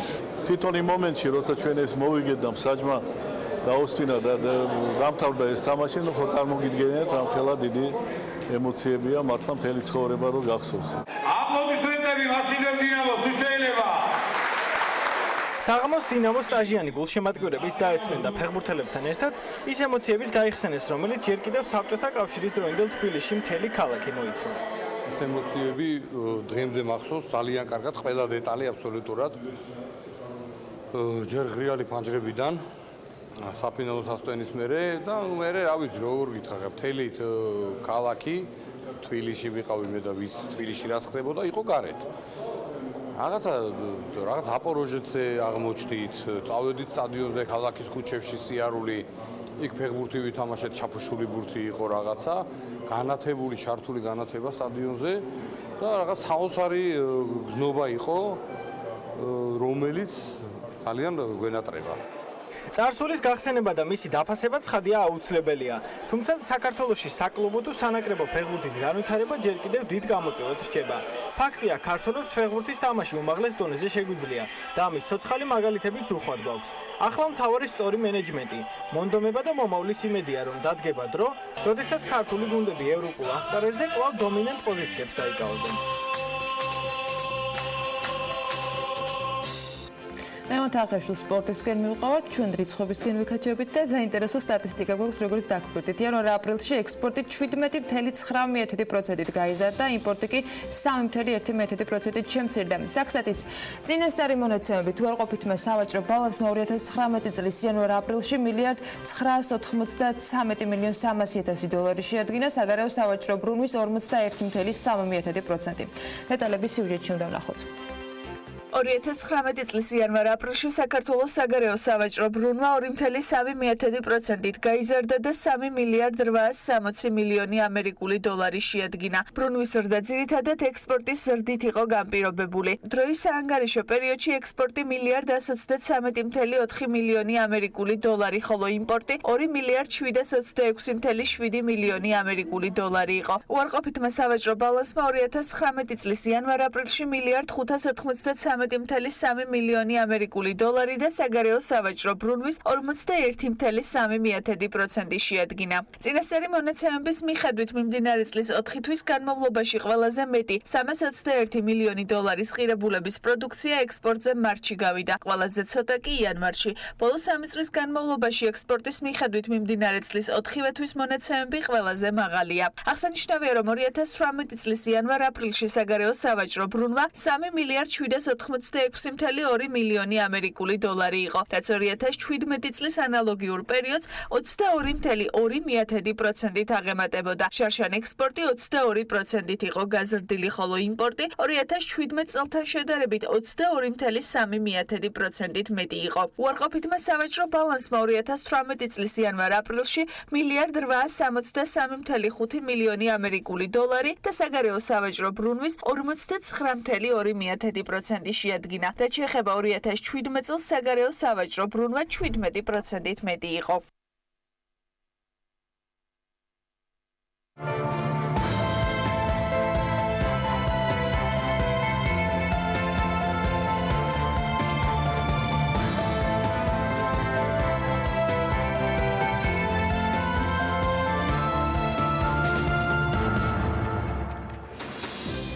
მადლობა თათია. საინტერესო სტატისტიკა და კვალიფიციური ანალიზი საქმიან მაყურებელს ტურიზმისა და საერთაშორისო რეზერვების მიმართულებით ახლა გაალტენ დაგარდისაგან ელოდება, რას უკავშირდება ტურისტულ სექტორში შემოსავლების ზრდის ტემპის 4 წლიან მინიმუმზე ჩამოსვლა და რას ამბობენ რიცხვები. ევა ბოჭორიშვილი გვერდება საქმიანი დილის ეთერში. ევა დილა მშვიდობისა, მოგესალმები. მოგესალმები. რა გვაქვს დღეისთვის ანგარიშით, რომელიც გაალტენ დაგარდმა გუშინ მოვიდა? საქონლის ექსპორტისგან განსხვავებით ტურიზმში ამ ეტაპზე შედარებით მოკრძალებული რიცხვები გვაქვს. ანუ ის ტემპი რაც წლის დასაწყისიდან არის, ანუ არ იცვლება ამ ეტაპზე, ამას თავისი მიზეზები აქვს. აპრილში, ესე იგი, ჩვენ გვაქვს ტურისტების 4.2%-იანი ზრდა, ჯანვრად 550,000 კაცი შემოვიდა საქართველოში და ტურისტებთან ერთად გაიზარდა ერთდღიანი ვიზიტორებიც. წინა თვეებში აქაც კლება გვქონდა. ანუ ერთდღიანი ვიზიტორების ზრდის ტემპი ამ ეტაპზე აიხსნება იმით, რომ თურქეთიდან კლება კვლავ ფიქსირდება, თუმცა ეს გარკვეული პერიოდის შემდეგ, ანუ უფრო ნაკლებია კლების ტემპი და შესაბამისად გადაწყვეტა სხვა ვიზიტორების ზრდა. და ეხლა რა არის ძირითადი ტენდენცია? ძირითადი ტენდენცია გრძელდება ის, რომ რუსეთი არის ძირითადად ტურისტების ზრდის წარმმართველი და ყოველთვიურად რუსეთიდან შემოვიდა აპრილში პირველ ადგილზე იყო ვიზიტორების რაოდენობით რუსეთიდან, ზოგადად თვეების მიხედვით ხან აზერბაიჯანი არის ხოლმე პირველ ადგილზე, ხან რუსეთი. აპრილში ტოპ ვიზიტორები რუსეთიდან იყვნენ, აზერბაიჯანიდან მცირედ, მაგრამ მაინც და გვაქვს, სომხეთიდან ზრდა გვაქვს ვიზიტორების, ისრაელიდან ანუ ორნიშნა ზრდა გვაქვს ვიზიტორების და უკრაინიდან არის და ეხლა ბოლო პერიოდის ტენდენციები რაც არის, რაც შარშან წლის მეორე ნახევრიდან გრძელდება, ირანთან მიმართებაში ისევ სიტუაცია გვაქვს, დაახლოებით 60%-იანი ვარდნა გვაქვს აპრილშიც ირანიდან ვიზიტორებში, თუმცა აი როგორც თავში აღვნიშნე, თურქეთიდან გვაქვს ცოტა ტენდენციის ცვლილება. დაახლოებით თურქეთიდან ვიზიტორები 20-25%-ის ფარგლებში ეცემოდნენ შარშან აგვისტოდან მოყოლებული, თუმცა ბოლო 2 თვე არის ეს ტემპი არის მნიშვნელოვნად შემცირებული და 7.5%-იანი ვარდნა იყო. პარალელურად მიზეზები სწორედ ეს ირანი და თურქეთის ფაქტორი არის, რაც განაპირობებს იმას, რომ ყველაზე დაბალი მაჩვენებელი გვაქვს ზრდის ნაწილში. ამ ეტაპზე კი რასაც უყურებთ, ამ ძირითადად ეს ორი ქვეყანა ახდენს გავლენას, ანუ ამ ორი ქვეყნიდან გვაქვს კლება და ამ საკმარისად მაღალი ზრდის ტემპები არ არის სხვა ქვეყნიდან, რომ დააბალანსოს ეს კლება. შესაბამისად, ეხლა აქ უბრალოდ 4 თვის სტატისტიკას შევაჯამებ, ჯამურად ესე იგი 4 თვეში წელს შემოვიდა 1,900,000 ვიზიტორი, ეს არის დაახლოებით 2%-იანი ზრდა წინა წელთან შედარებით. ტურისტებში უფრო მეტი ზრდა გვაქვს, დაახლოებით 5%-იანი ზრდა გვაქვს 4 თვეში და ტურისტების რიცხვი იყო 1,200,000, ანუ ეს იმიტომ ტურისტებში უფრო მეტი მატება გვაქვს, იმიტომ რომ ანუ ჯამურად ვიზიტორების სტატისტიკაზე იმოქმედა ერთდღიანი ვიზიტორების კლებამ წინა თვეებში. ახლა რა შემოსავლები დააგენერირა ტურიზმმა 4 თვეში 827 მილიონი დოლარის შემოსავალი მივიღეთ, ეს ჩვენი შეფასება ამ ეტაპზე ოფიციალური სტატისტიკა არ არის ჯერ გამოქვეყნებული, ეს არის დაახლოებით 5%-იანი ზრდა. ანუ ჩვენი მოლოდინები ეს ტურიზმთან დაკავშირებით, ანუ ვიზიტორებთან და შემოსავლებთან დაკავშირებით, რაც გავაკეთეთ 2018 წლის დეკემბერში ამ ეტაპზე არ ვცვლით, ანუ ჩვენ ვფიქრობთ, რომ წლის მეორე ნახევრიდან, მას შემდეგ რაც ამოიწურება თურქეთის და ირანის ეფექტი ზოგადად ზის ტემპებზე და იმის გამო რომ ახლა მეორე ნახევარში აქტიურ სეზონზე გადავდივართ და ვფიქრობთ, რომ უფრო მეტი ტურისტი ეწევა საქართველოს, ჩვენ ვფიქრობთ, რომ დაჩქარდება წლის მეორე ნახევრიდან ტურისტების რიცხვი და ვფიქრობთ, წელს ველოდებით ტურისტების რიცხვს 5,300,000 კაცი ესტუმრება საქართველოს და დაახლოებით შემოსავლებს ვფიქრობთ, რომ იქნება 3,600,000 დოლარი. რაც დაახლოებით ტურისტების რიცხვშიც და შემოსავლების ნაწილშიც 10-12%-იანი ზრდა არის წინა წელთან შედარებით. ამ პროგნოზში რა შეიძლება განაპირობა სრულება თუ თქვათ საბაზისო თქვათ მონაცემებს დავიწყოთ, რა შეიძლება გახდეს თქვათ გადახედვის მიზეზი. ამ ეტაპზე ჩვენ ვფიქრობთ, რომ როგორი იქნება ტურისტების დინამიკა ივნისიდან მოყოლებული, იმიტომ რომ ივნისიდან დაიწყო ირანელების შემცირება, ირანელი ვიზიტორების და ეხლა რომ დავინახავთ, ანუ სტატისტიკა რომ გამოქვეყნება, რა ტენდენცია იქნება, ან შეიძლება სხვა ქვეყნებიდანაც ანუ ვარაუდი ხო შეიძლება გამოვთქვათ, რომ შემცირდეს ვიზიტორები. აი ამას რომ შევხედავთ ყველაფერს, ვფიქრობთ, რომ ანუ დაახლოებით ალბათ შეიძლება ჩვენი პროგნოზი ამ ეტაპზე რომ ვფიქრობთ განვაახლოთ აგვისტოში, მანამდე ვფიქრობთ, რომ შევინარჩუნოთ ის, რაც გვაქვს გაკეთებული. 12% არის შემოსავლების და ვიზიტორების რაოდენობის სტატს. ეს იმის გათვალისწინებს, რომ ვფიქრობთ, რომ წლის მეორე ნახევრიდან დაჩქარდება ზის ტემპი. გასაგებია. კიდევ ერთი ეს არის საერთაშორისო რეზერვები, ხუთაშორის IMF-ის გუშინდელ შემაჯამებელ ბრიფინგზე კიდევ ერთხელ იყო, რა თქმა უნდა, რეზერვებთან დაკავშირებით თემა წამოწეული და მიუხედავად რომ არასაკმარისი რეზერვები გვაქვს, მაინც პოზიტიურად ფასდება მისი ზრდის ტემპი. რა ცვლილებები არის?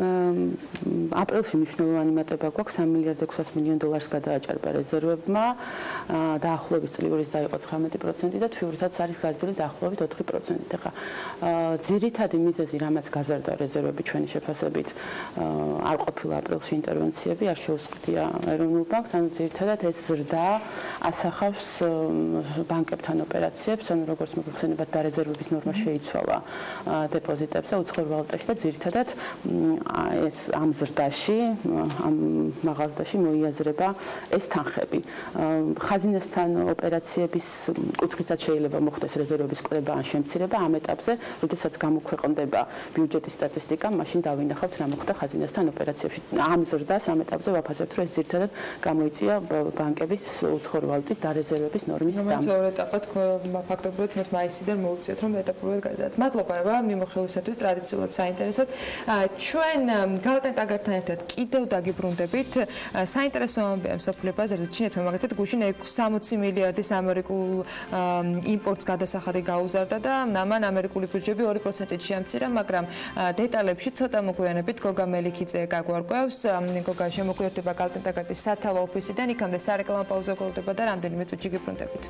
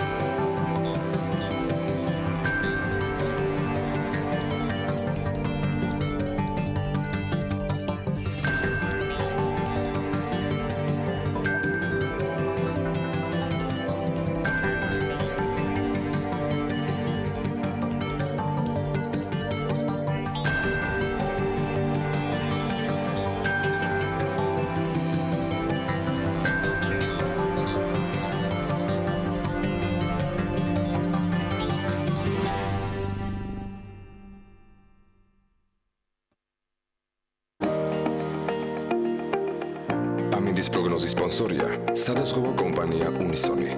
თავისუფალი დაზღვევა თქვენი სიმშვიდისათვის.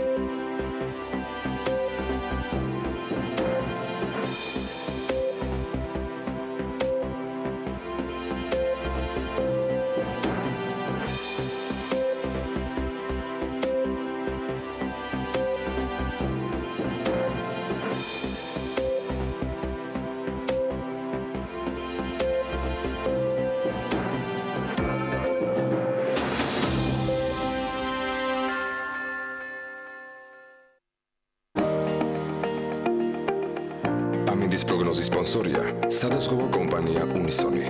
თავისუფალი დაზღვევა თქვენი სიმშვიდისათვის.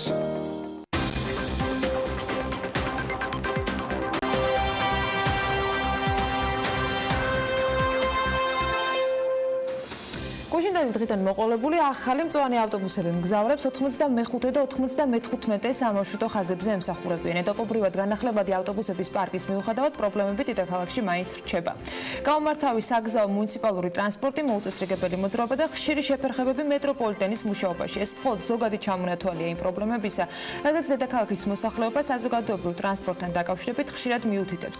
გუშინ კიდევ ერთხელ ტექნიკური ხარვეზის გამო მეტროსადგურში სამედიცინო უნივერსიტეტი მატარებელი მგზავრებისგან დაცალეს. ამის გამო გადაადგილებებს შორის ინტერვალი გაიზარდა, რამაც შესაბამისად პიკურ დროს ხალხის ნაკადის გაჭედვა და რამდენიმე წუთიანი ქაოსი გამოიწვია. რა ხდება თბილისის მეტროში და ზოგადად მუნიციპალური ტრანსპორტის გამართულების კუთხით, ამაზე ვისაუბრებთ ჩვენ სტუმართან. გიორგი შარკოვი, თბილისის სატრანსპორტო კომპანიის გენერალური დირექტორი გვერდება საქმიანი დილის ეთერში. მოგესალმებით ბატონო გიორგი, მადლობა იმის რომ ხართ ჩვენთან ერთად. ბოლო დროს მეტროთი უნდა დავიწყო, აუცილებლად საუბარი ბოლო დროს გახშირდა ფაქტები, როდესაც საზოგადოება წუხს იმ პრობლემების გამო, რომელიც მეტროში იქნება.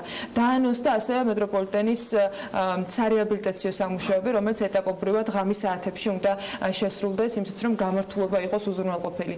დღეს რა სიტუაციაა თბილისის მეტროპოლიტენში? რამდენად წვავედ გვიდგას პრობლემა? იმიტომ რომ რაღაცა შეიძლება მიეწყო სტატისტიკურ მონაცემებს თუ ჩავხედავთ, რაოდენობრივად არც ისე ბევრი არ იყოს, მაგრამ ისე მიეწყო, რომ ბევრი შემთხვევა დაფიქსირდა გაუმართავობის და საჭირო გახდა ხალხის გამოყვანა მეტროდან. რა რეალობის წინაშე ვართ, რამდენად მძიმეა მდგომარეობა? პირველ რიგში მოგესალმებით, დიდი მადლობა მოწვევისათვის სტუდიაში. რაც შეეხება მეტროსადგურის მდგომარეობას, არაერთხელ ითქვა, რომ მეტროს ინფრასტრუქტურა საჭიროებს განახლებას. რამოდენიმე ათეული წელია რეალურად მნიშვნელოვანი კაპიტალური ასე ვთქვათ, დანახარჯები ამ მიმართულებით არ განხორციელებულა. მერიის მხარდაჭერით ხორციელდება მეტროპოლიტენში მნიშვნელოვანი, შეიძლება ასე ითქვას, მნიშვნელოვანი ღონისძიებები, რათა გაუმჯობესდეს არსებული მდგომარეობა. მაგალითად, შეიძლება ვთქვათ, რომ გასულ წელს და მიმდინარე წელს საერთო ჯამში დაახლოებით 100 მილიონი ლარი არის გამოყოფილი სარეაბილიტაციო სამუშაოებისათვის. ეს შეეხება როგორც უშუალოდ ვაგონების კაპიტალურ შეკეთებას, მაგალითად, წელს უკვე დადებული არის ხელშეკრულება, მიმდინარეობს ასე ვთქვათ, ტენდერი და უახლოეს დღეებში დაიდება ხელშეკრულება 15 ვაგონის კაპიტალურ შეკეთებაზე. გარდა ამისა, დაგეგმილია წელსვე კიდევ 11 ვაგონის საშუალო რემონტი, რომ განხორციელდეს. ჩვენ საუბრობთ ამ მიმართულებით დაახლოებით 24 მილიონი ლარის ინვესტიციაზე. გარდა ამისა, აზიის განათლების ბანკის ანუ ამ 26 ვაგონის რეაბილიტაციაზე 24 მილიონი დაიხარჯება მიმდინარე წლის განმავლობაში. გარდა ამისა, აზიის განათლების ბანკის ფინანსური მხარდაჭერით ხორციელდება საკაბელო მეურნეობის ძალოვანი კაბელების სრული რეაბილიტაცია, ასევე განიავების სისტემის, ეგრეთ წოდებული ვენტილატორების შეცვლა.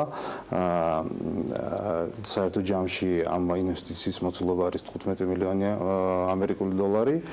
რა თქმა უნდა, ამ მნიშვნელოვანი კაპიტალური დანახარჯებისა და ინვესტიციებისა ჩვენ ხორციელებთ მიმდინარე რემონტს ბუნებრივია, ეს ეხება როგორც სალიანდაგო მეურნეობას, ეს ეხება როგორც მეტროსადგურების სარეაბილიტაციო სამუშაოებს.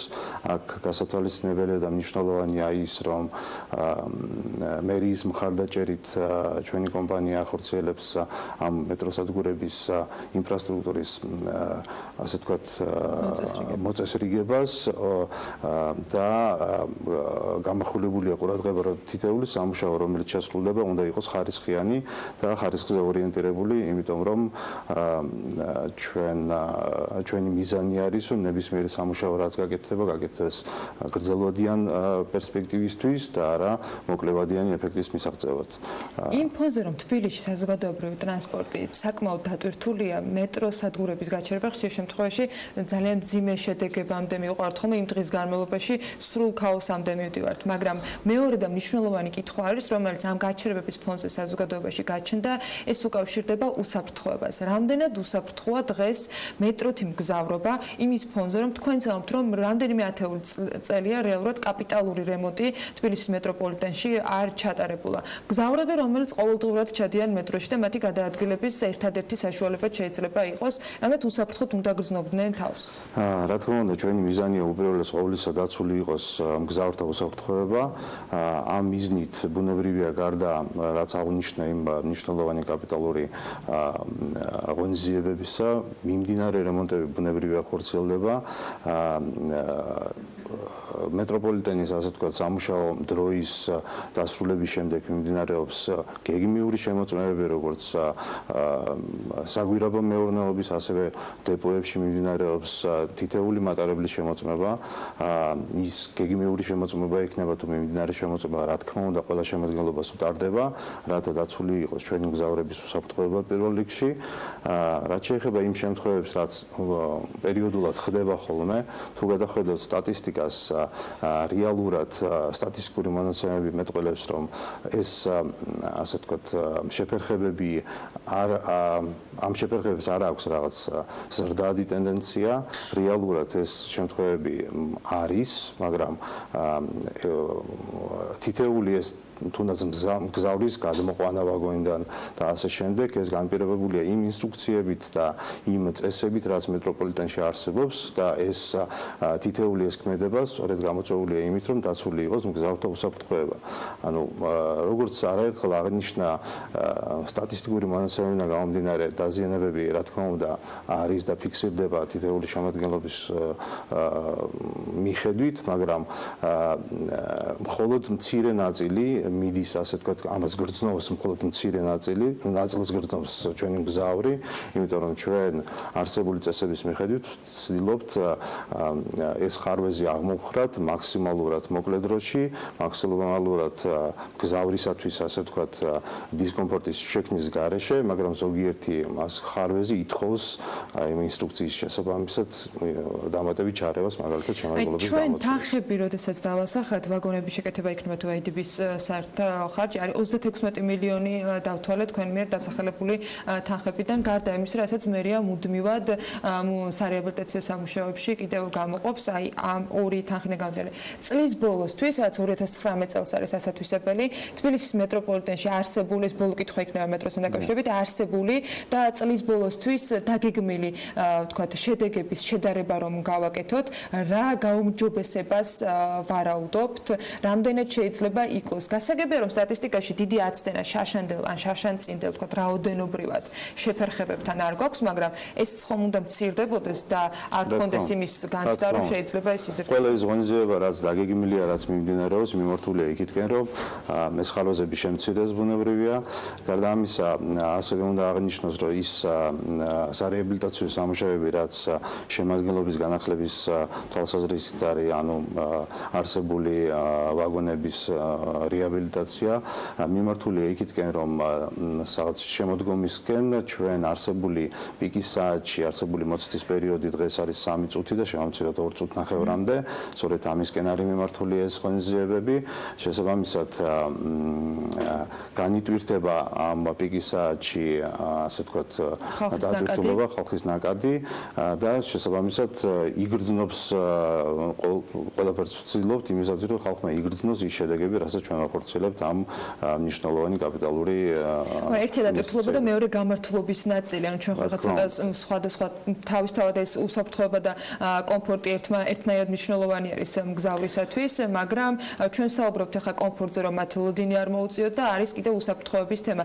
იყო წყლის ამოტუმბოსთან დაკავშირებით. ჩვენ ამ ეთერში გვისაუბრეთ დაახლოებით 1 წლის წინ საუბრობთ, რომ მათ შორის ის კიბეები, რომელიც მოძრავი არის მეტროსადგურებში, ფაქტობრივად არასდროს არ შეკეთებულა, ანუ ბევრი გამოწვევის წინაშე მეტროპოლიტენი. ვერ დაგეთანხმებით, რაც შეეხება ესკალატორების კაპიტალური შეკეთებები ხორციელდება სტანდარტულად, პერიოდულად, მისი საექსპლუატაციო წესების და ნორმების შესაბამისად. თუ დააკვირდებით მეტროსადგურებს, არის ხოლმე სადგურები მიმდინარე რემონტების სადაც კეთდება, სადაც ვიზუალურად ჩანს ეს ყველაფერი. გარდა ამისა, დღეს ვიზუალურად რაც ჩანს მეტროებში, მისი ტექნიკური მდგომარეობა ისეთივეა, უკეთესია თუ უარესია? ჩვენ, როგორც გითხარით, ვცდილობთ შევინარჩუნოთ მეტროსადგურის მდგომარეობა, სადგურების და მეტროპოლიტენის ზოგადად მდგომარეობა უსაფრთხოდ და ტექნიკურად გამართულ მდგომარეობაში. რა თქმა უნდა, საჭიროებს მეტ ინვესტიციად, მეტ დანახარჯებს, რომ განვაახლოთ ეს ინფრასტრუქტურა, მაგრამ ერთმნიშვნელოვნად შეიძლება ითქვას, რომ მეტროპოლიტენი დღესდღეობით არის ერთ-ერთი უსაფრთხო ტრანსპორტი. ინვესტიციებთან დანახარჯებს რაც შეეხება ცენტრალური ბიუჯეტიდან თბილისის მერიას დამატებითი თანხები გამოეყო ავტობუსების პარკის გასაახლებლად. ამავე დროს გარემოს დაცვით პრობლემებზე ხშირად აქცენტის გაკეთებისას ეს თემა სხვათა შორის გასული კვირის განმავლობაში თბილისის მერიასთან ვიკითხეთ კიდეც, თქვენი სამსახურის წარმომადგენელიც იყო შეიძლება მოპასუხე, მარშრუტკებთან დაკავშირებით, გამონაბოლქვის პრობლემებზე და გამართულობასთან დაკავშირებით არსებობს საზოგადოებაში ასევე ბევრი კითხვის ნიშანი, იმიტომ რომ ვიზუალურად ხშირად გამონაბოლქვი იმდენად მუქი არის, რომ ჩნდება კითხვა, როგორ შეიძლება რომ ტექნიკური ინსპექტირება ჰქონდეს გავლენა და აკმაყოფილებს კრიტერიუმებს. რა შეგიძლიათ გითხრათ აი ამ ფოტოების საპასუხოდ, გამონაბოლქვის ფერი, როდესაც არის ძალიან მუქი, რამდენად თანხმედრაში არის? სიმართლე გითხრათ, რაც შეეხება სამარშრუტო ტაქსებს, ეგრეთ წოდებულ მარშრუტკებს, ეს არ არის ჩვენი კომპანიის, ასე ვთქვათ, ეს კერძო კომპანია არის. შესაბამისად, დადგენილი წესით ტექნიკური დათვალიერების გავლა სავალდებულოა, აქ არანაირი, ასე ვთქვათ, კითხვა არ უნდა არსებობდეს. თქვენ არ გაქვთ კითხვები ამასთან დაკავშირებით, ეს მაინტერესებს? ისე ვამბობ, ეს სამარშრუტო ტაქსებზე თუ მეკითხებით, ბუნებრივია ყველა ის ავტომანქანა, რაც ხაზზე დადის და ემსახურება მგზავრებს, უნდა იყოს უსაფრთხო, უნდა იყოს ტექნიკური შესაბამისობაში, რაც არის დადგენილი ნორმებით. ახლა ამაზე სხვა კომენტარის გაკეთება არ შეიძლება. გასაგებია. თუმცა მათი ხაზებზე დარჩენის ან ზოგადად ქალაქში გადაადგილების არსება კითხვის ნიშნის ქვეშ უფრო მეტად დადგა, მას შემდეგ რაც თბილისის მერმა დააყენა საკითხი ასეთი ფორმით, რომ შესაძლოა გადაიხედოს. თქვენ რა შეგიძლიათ გითხრათ, რამდენად აქვს თბილისის მერიას გეგმა ან ხედვა იმასთან დაკავშირებით ან რესურსი, რომ ჩანაცვლება მოხდეს და ავტობუსებით იყოს რაღაცა პერიოდის შემდეგ? ამ საკითხზე ჯობია მერიის შესაბამის სამსახურებმა გააგენო კომენტარი. ჩემი მხრიდან შემიძლია ვთქვა, რომ როგორც ვიცი, მიმდინარეობს შესაბამისი კვლევა უცხოური კომპანიის მიერ სისტრას კვლევაზე მაქვს საუბარი სწორედ და მისი კვლევის დასრულების შემდეგ გამოჩნდება ის პრიორიტეტები, როგორი მიმართულებით უნდა გამართდეს სატრანსპორტო პოლიტიკა თბილისში კერძოდ. შესაბამისად, ეხლა რაიმე კომენტარის გაკეთება ამ მიმართულებით ვერ გეტყვით, მაგრამ სისტრას კვლევის შედეგებზე დაყრდნობით მერის შესაბამისი სამსახურები მიიღებენ გადაწყვეტილებას, როგორ წარმართონ, ასე ვთქვათ, სატრანსპორტო პოლიტიკის შედგომაში. გასაგებია. დიდი მადლობა. მადლობა იმისთვის, რომ იყავით ჩვენთან ერთად. შეგახსენებთ, რომ ჩვენი სტუმარი იყო გიორგი შარკოვი, თბილისის სატრანსპორტო კომპანიის გენერალური დირექტორი. მადლობა მას კიდევ ერთხელ. რამდენიმე წამში უკვე გოგა მელიქიძე გვერდება.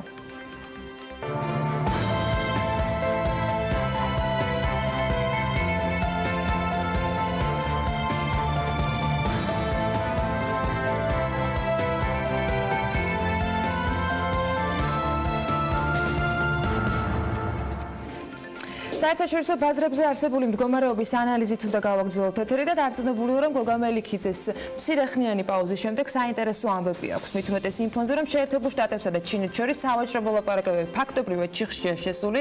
ჩინეთსა და შტატებს შორის მოსალოდნელი სავაჭრო ომის საფრთხე ამერიკის საფონდო ინდექსები შეერყია, მაგალითად მას შემდეგ, რაც ჩინეთმა განაცხადა, რომ გარკვეულ შეზღუდვებს დააწესებდა 2%-ით იყო შემცირება. ბლუმბერგმა ისიც კი დაწერა, რომ 2019 წელს ჩინეთის ობლიგაციების ბაზარს გაკოტრება ემუქრებოდა, ვინ უფრო მეც წააგებს, ვიდრე ეკონომისტები ამას ითვლიან, ანალიტიკოსები არ კარგავენ მათ შორის იმედს, რომ დიდი 23-ზე დონალდ ტრამპსა და სი ძინპინს შორის შეხვედრა შედგება და კონკრეტული გადაწყვეტილებით უნდა დაგვირგვინდეს კიდეც ეს შეხვედრა.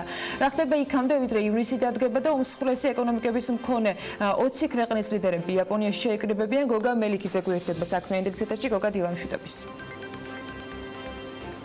ანა დილა მშვიდობისა მივესალმებით ტელემაყურებელს. შენ კარგად შეაჯამე გასული რამოდენიმე კვირა, მაგრამ აი ჩვენ გარკვეული პაუზა გქონდა და ამიტომ შევეცდები რომ მთელი ეს დინამიკა მოუყვე რაც მოხდა. პირველი 4 თვე მიმდინარე წლის მანძილზე, პირველი კვარტალი და აპრილის თვე სოფლიო საფონდო ინდექსები შეიძლება ითქვას შეუცვლელ რეჟიმში იზრდებოდნენ, თავიანთი ისტორიულ მაქსიმუმამდე იყვნენ გაზრდილები, ხოლო გასული 2 კვირის მანძილზე მნიშვნელოვანი დაწყობა განიცადეს, განსაკუთრებით გასულ კვირას მივაქცევდი ყურადღებას. მარტო გასული კვირის მანძილზე ამერიკული საფონდო ინდექსები საშუალოდ 2.3% შემცირდნენ, კონკრეტულად Dow დავარდა და Dow Jones დაახლოებით 2%-ით, მაგრამ წლის მანძილზე 11%-იან თავს მაინც აჩვენებს. S&P 500 დავარდა 2%-ზე ოდნავ მეტი და წლის მანძილზე 14% არის გაზრდილი. Nasdaq-ი ყველაზე მეტად შემცირდა 3%-ზე მეტად და წლის მანძილზე ისევ 19-18% არის გაზრდილი. ბუნებრივია ტექნოლოგიური კომპანიებმა ყველაზე მეტი დაწოლა განიცადეს გასული კვირის მანძილზე, იმიტომ რომ როგორც ჩვენ ვიცით, ეგენი არის სწრაფად მზარდი კომპანიები და აქციები და როგორც კი დაწოლა ხდება ბაზარზე, პირველ რიგში ესე ვთქვათ ტექნოლოგიური კომპანიები მოდიან ხოლმე დაბლა. მთავარი მიზეზი არის ამერიკასა და ჩინეთს შორის, ასე ვთქვათ, ეკონომიკური სავაჭრო ტარიფებთან დაკავშირებული პრობლემები. ჩვენ წინა მიმოხილვაში ხშირად აღვიღვნიშნია, რომ ეს ამერიკასა და ჩინეთს შორის სავაჭრო ტარიფების მიმართულებით დაძაბულობა თელ წელს 2019 წელს და ალბათ 2020 წელს მანძილზეც იქნებოდა მთავარი განხილვისაგანი და მთავარი ეკონომიკური მოვლენა. გასული კვირის დასაწყისში ტრამპმა ტრადიციულად ტვიტზე დაწერა, რომ იგი აპირებს ჩინეთს გაუზარდოს 25%-მდე სავაჭრო ტარიფები. ამას ბუნებრივია პირველი დაწოლა განიცადა საფონდო ბაზარზე და გასული კვირის შუაში დაახლოებით 5 შაბათისკენ 50 მილიარდის ღირებულების პროდუქციაზე გაუზარდა ტრამპმა 25%-მდე ჩინეთის ტარიფები. ანუ საუბარი იყო მოლოდინი იყო, რომ 200 მილიარდის პროდუქციაზე განიხილება ტარიფების და ამ 200 მილიარდიდან 50 მილიარდზე უკვე ტრამპა იმ სტრატეგიულ პროდუქციაზე და საქონელზე, ჩინურ ექსპორტზე ტრამპა გაზარდა ტარიფები 25%-მდე და ბუნებრივია ამას აი ეს არის მთავარი მიზეზი, რის გამოც გასული კვირის მანძილზე საფონდო ინდექსებში მსოფლიოში ყველა საფონდო ინდექსი დაბლა წამოვიდა და მიმდინარე კვირასაც თუ შევხედოთ გუშინაც ბაზრები რო გაიხსნა, როგორც ევროპული ბაზრები, ამერიკული ბაზრები, თითქმის ყველა ინდექსი მოდიოდა დაბლა. ამ მოვლენამ მთლიანად გადაფარა ის ფაქტორი, რომ ამერიკაში და ზოგადად მსოფლიოში არის ასე ვთქვათ ფინანსური პირველი კვარტლის ფინანსური მაჩვენებლების გამოქვეყნების სეზონი და ამერიკაში კომპანიები საკმაოდ ნორმალურ ფინანსურ შედეგებს აჩვენებენ. ყოველ შემთხვევაში ფინანსური შედეგები პირველი კვარტლის არის ანალიტიკოსების მოლოდინის ფარგლებში, თუმცა კიდევ ერთხელ ვთქვი, ამ ეკონომიკურმა მოვლენამ ამერიკასა და ჩინეთს შორის ამ სატარიფო დაძაბულობამ მთლიანად გადაფარა ეს ფაქტორი. გასულ კვირას ასევე მოხდა Uber-ის IPO. Uber-მა 8.1 მილიარდი მოიზიდა IPO-ს, ანუ აქციების პირველადი შეთავაზების საფუძველზე და მისი valuation-ი, ესე ვთქვათ, კაპიტალიზაცია 75 მილიარდი განისაზღვრა, თუმცა მე მგონი დროის თვალსაზრისით არ გაუმართლა, რომ გასული კვირა როგორც აღნიშნე, ალბათ 2019 წლის მანძილზე ყველაზე რთული კვირა იყო გლობალური საფონდო ბაზრებისთვის და Uber-ის, ესე ვთქვათ, ღირებულება, აქციის ღირებულება, რაც ვაჭრობა დაიწყო 10%-ით არის შემცირებული, ნახოთ ამ კვირაში როგორ განვითარდება Uber-ის აქციის ფასის დინამიკა. რაც შეეხება ობლიგაციების ბაზარს, ბუნებრივია, როცა ამერიკული საფონდო ბაზრების დაწოლა ობლიგაციების მიმართულებით უფრო იზრდება ხოლმე მოთხოვნა და ზოგადად ობლიგაციების მიმართ მოთხოვნა უკვე ბოლო თვენახევარია იზრდება, იმიტომ რომ ინდექსები ისტორიულ მაქსიმუმებამდე იყვნენ გაზრდილი და ინვესტორები ამ მიმართულებით უკვე კაი ხანია თადარიგს იჭერენ. გასულ კვირას განსაკუთრებით გამართლა ინვესტორების ეს მოლოდინი და ობლიგაციების ბაზარი, როგორც სახელმწიფო ობლიგაციების ამერიკაში გამოვიყენებ ამ ინგლისურ ტერმინს T-ბილების ბაზარი მნიშვნელოვნად გაიზარდა და T-ბილების ფასი გაიზარდა. ამგვარად დაბალ რისკიანი კორპორატიული ობლიგაციების ფასიც გაიზარდა. ბუნებრივია ინვესტორები, როცა ესეთი მაღალი დაწოლა საფონდო ბაზრებზე თავიანთი პორტფელების ალოკაციას ახდენენ უფრო ასე ვთქვათ დაბალ რისკიან ფიქსების შემოსავლიან ბაზრებზე, ანუ რაც არის ობლიგაციების ბაზარი. რაც შეეხება ნავთობის ფასი გასული დაახლოებით აპრილის 20-დან ვარდება და ჩვენ ვიცით რომ ერთ-ერთი ყველაზე სწრაფად მზარდი commodity იყო, 44% იყო გაზრდილი ბოლო 60 კვირას თუ არ გავითვალისწინებთ, ბოლო 3 კვირის მანძილზე ნელ-ნელა ვარდება, გასულ კვირასაც მსუბუქად შემცირდა დაახლოებით 2.5%-ით, წლის მანძილზე გაზრდილი არის ინარჩუნებს და სადღაც 35%-იან და 24-25% იყო გაზრდილი აპრილის შუა მდგომარეობით. რაც შეეხება ოქროს ფასი ოდნავ გაიზარდა, რაც მოლოდინი იყო ამის, იმიტომ რომ ოქროს ფასი არის ერთ-ერთი მთავარი დაცვის აქტივი და ჩვენ ვიცით რომ ამერიკაში და გლობალურად საფონდო ინდექსები დაბლა მიდის, ინვესტორები ძირითადად განიხილავენ ოქროს და ალოკაციას ახდენენ ხოლმე ოქროში. გასულ კვირას ერთადერთი აქტივი იყო, რაც გაიზარდა, 0.5% გაიზარდა, წლის მანძილზე თითქმის არ არის გაზრდილი, 0.3% არის გაზრდილი და მოლოდინი არის ოქროს ფასი გაიზრდება თუ ამერიკაში საფონდო ინდექსები ვარდნას განაგზობს. რაც შეეხება ევროზონასაც ბუნებრივია გადაედება ხოლმე ის მაღალი რყევები და დაწოლა ამერიკაში როცა ხდება ესეთი მაღალი დაწოლა ბაზრებზე ევროზონაში კიდევ უფრო მეტი ვარდნა დავინახეთ ძირითადი საფონდო ინდექსების STOXX 600, რომელიც ასე ვთქვათ S&P 500-ის ანალოგია, 3.5%-ით შემცირდა, ანუ 3%-ზე მეტი შემცირდა, ანუ მიმდინარე კვირაში 3.5%-ით არის შემცირებული. წლის მანძილზე 11-12%-იან ზრდას მაინც ინარჩუნებს, DAX-ი შემცირდა დაახლოებით 3%-ზე ოდნავ მეტი და წლის მანძილზე 14%-იან ზრდას ინარჩუნებს, DAX-ი არის გერმანული ინდექსი, CAC 40-ს ფრანგული ინდექსია, წლის მანძილზე 12%-იან ზრდას ინარჩუნებს, თუმცა გასული კვირის მანძილზე 2.5%-ით შემცირდა, ანუ ევროზონაში უფრო მეტი დაწოლა დავინახეთ საფონდო ბაზრებზე. ევროზონაში თავისი ბევრი პრობლემა აქვს, ევროზონამ შეამცირა ეკონომიკური და 2019 წლის მეორედ უკვე მიმდინარე წლის მანძილზე 1.3%-დან 1.2%-მდე. ამის მთავარი მიზეზი არის Brexit-თან დაკავშირებული მდოვანობა, იტალიაში იტალიაში მიმდინარე ეკონომიკური რესეცია და მათი საბიუჯეტო ფისკალური დეფიციტი, რომელიც მთელი რიგი განხეთქილების საგანი გახდა ევროზონასა და ევროკომისიასა და იტალიის სახელმწიფო შორის. ერთი სიტყვით, ევროზონაში ესეთი მაღალი დაწოლა კიდევ უფრო მეტად შეიმჩნევა. ამავდროულად აღსანიშნავია ის, რომ მარტში გერმანიაში ექსპორტი გაიზარდა საკმაოდ მოულოდნელად და წარმოების მაჩვენებლებით, თუმცა ევროზონაში ეს ამას არავინ არ ელოდებოდა, მაგრამ მეორეც ხო ვიძახიან, რომ მიუხედავად გერმანიაში ესეთი მოულოდნელი ექსპორტის დისა, ეს ევროზონაში ეს ხო ეკონომიკურ მდგომარეობაში დადებით ფონს ჯერჯერობით ვერ შეიტანს. რაც შეეხება აზიაში ყველა აგრეთვე საკმაოდ მაღალი ვარდნა დავინახეთ, ნიკეი 225 4.1%-ით შემცირდა, თუმცა წლის მანძილზე 6.7%-იან ზრდას მაინც ინარჩუნებს და იაპონია და გერმანია არის ის ეკონომიკები, რომლებსაც ყველაზე მეტად გადაედება ხოლმე ამერიკასა და ჩინეთს შორის დაკავშირებული ტარიფებთან დაკავშირებული დისკუსიები და ეს ეკონომიკური მოვლენა. შესაბამისად დავინახეთ ყველაზე მაღალი ვარდნა ნიკეი 225-ის და 4.1%-ით შემცირდა. ზოგადად იაპონიაში საუბარია, რომ ეს გადასახადი გაიზრდება, ეგეთ წოდებული sales tax-ი გაიზრდება დაახლოებით ოქტომბრიდან, ასევე მათ ექსპორტი შეუმცირდა პირველი კვარტალის მანძილზე, ანუ იაპონიაში საკმაოდ მნიშვნელოვანი ეკონომიკური პრობლემებია, ნახოთ როგორ გავითარდება მოვლენები. რაც შეეხება ჩინეთში ყველაზე მაღალი ვარდნები დავინახეთ საფონდო ინდექსების, ზოგადად ჩინური ინდექსები, შანხაი კომპოზიტი და CSI 300 არის მეორე ყველაზე მსხვილი ინდექსი ჩინეთში. წლის მანძილზე ყველაზე სწრაფად მზარდი ინდექსები იყვნენ. თუ გასულ ორ კვირას არ გავითვალისწინებთ, 24%-მდე იყვნენ გაზრდილები, გასული კვირის მანძილზე 4.6 და 4.7% დავარდა თითოეული ინდექსი და დაახლოებით 17-18% არიან წლის მანძილზე გაზრდილები. ბუნებრივია ჩინეთზე ყველაზე მეტი დაწოლა იყო აი ამ ამბებიდან გამომდინარე, რაც გასულ კვირას მოხდა.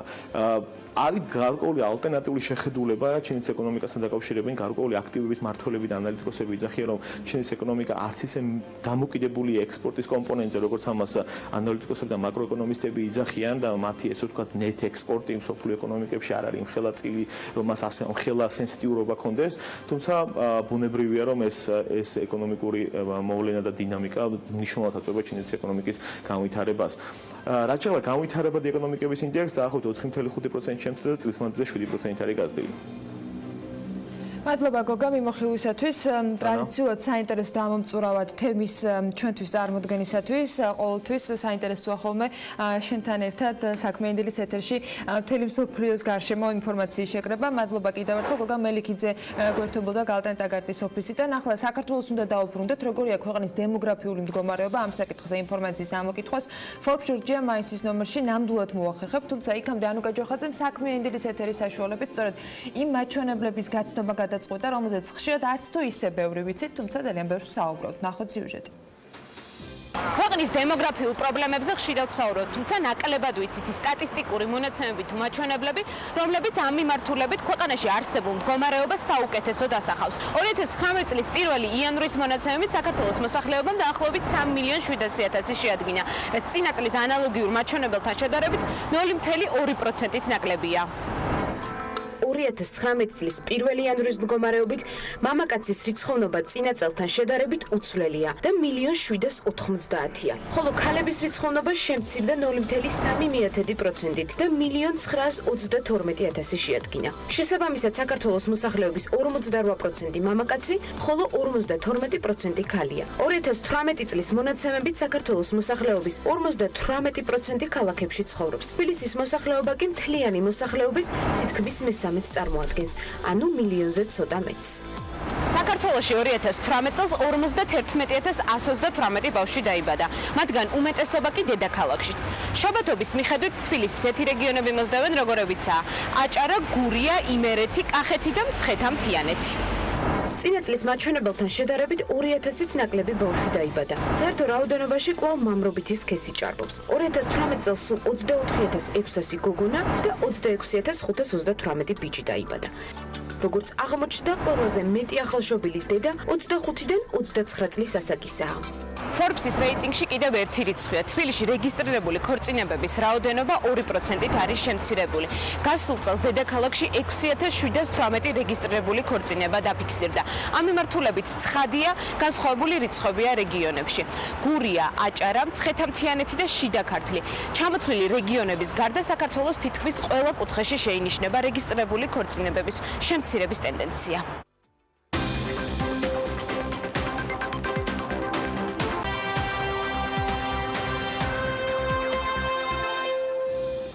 გასაკური არც ამ საუკუნეშია და არც ამ ქვეყანაში, რომ სიახლეებთან შეგვება ჭირს და კიდევ უფრო მეტად მაშინ, როცა საქმე ტექნოლოგიებთან გვაქვს. ასე დროს манипулირებაც მარტივია, ზღაპრების მოყოლაც და სენსიტიურ თემებზე აპელირებაც. ამაგრად რთულდება მითების მსხრევა. ვიცი თუ რეალობა გასარკვევი სწორედ ახლა ეს ამბავია. რამდენიმე დღეა მედიაში BITFURY ჯგუფის მუშაობასთან დაკავშირებით ახალი ვერსიები გაჩნდა. მათ შორის ითქვა ისიც, რომ კომპანიას ოკუპირებულ ტერიტორიაზე რამდენიმე მაინინგ ცენტრი აქვს და კრიპტოვალუტის მაინინგს საქართველოსთან, კონკრეტულად ენგურჰესიდან უფასოდ მიღებული ელექტროენერგიით ახორციელებს. კითხვები და პასუხები ეფრემ ურმაშვილისგან BITFURY გრუპის წარმომადგენელი საქართველოში შემოგვიერთდა საქმიანი დილის ეთერში. მოგესალმები რემი, მადლობა იმისთვის, რომ ხართ ჩვენთან ერთად. დილამშვიდობით, მადლობა რომ ხმაურიანი გამოდგა განცხადება, რომელიც BITFURY-მ გაავრცელა და შესაბამისად ის მიზეზები, რის გამოც ამ განცხადების გავრცელება გახდა საჭირო. მოდი მოგვიყევი პუნქტობრივად. ჩვენ ბევრჯერ გვისაუბრია, რას წარმოადგენს BITFURY, სად არის, საქართველოში სად არის, საქართველოს ფარგლებს გარეთ სად არის, მაგრამ მოდი დღეს ვთქვათ კიდევ ერთხელ, საქართველოში რა ლოკაციებზე აქვს BITFURY-ის ფერმები, ეგრეთ წოდებული, ანუ მაინინგ და დატა ცენტრების წარმოდგენილი საქართველოს ფარგლებს გარეთ სად არის? ანა მადლობა ამ შესაძლებლობისთვის. მინდა ჯერ უშუალოდ ხაზი გაუსვა იმ ფაქტს, რა კონტექსტში იქნა განხილული BITFURY ჯგუფის საქმიანობა ოკუპირებულ ტერიტორიაზე. ეს მოხდა კვირა დილას, როცა გავიდა ანონსი, პიესის ანონსი, პოსტსკრიპტუმის ანონსი რუსთავის და იქნა უშუალოდ დაცვენები BITFURY-ის ლოგო, BITFURY-ის მფლობელობაში არსებული დატა ცენტრი თბილისში და ამ კონტექსტში იქნა განხილული, რომ ვითომ და ხორციელდებოდა ოკუპაციის ხარჯზე IAP ელექტროენერგიის გამოყენებით აფხაზეთში ბიტკოინების წარმოება. ანუ ეს იყო კონტექსტი, რომელთაც დაიწყო დილა. შემდეგ ჩემს მიერ იქნა, ასე რომ ვთქვათ, კომუნიკაცია, ანუ მე დავურეკეთ თვითონ რუსთავის ჟურნალისტს და ვთხოვე, რომ ამასთან დაკავშირებით უშუალოდ ყოფილიყო ჩემთან ინტერვიუ, იმიტომ რომ აუცილებელი იყო, რომ მე გამეკეთებინა განმარტება. ეს ინტერვიუ შედგა დაახლოებით, ასე რომ ვთქვათ, დღის 3 საათისთვის. ეს ინტერვიუ იყო საკმაოდ ვრცელი მინიმუმ იყო 5 წუთი. სამწუხაროდ ამ ინტერვიუდან იყო ამოჭრილი ფაქტიურად ყველაფერი და დატოვებული იყო ჩემი კომენტარი დენთან მიმართებაში, რაც ძალიან ცუდია, იმიტომ რომ მე საკმაოდ ბევრი ვისაუბრე BITFURY ჯგუფთან მიმართებაში და შემდეგ საღამოს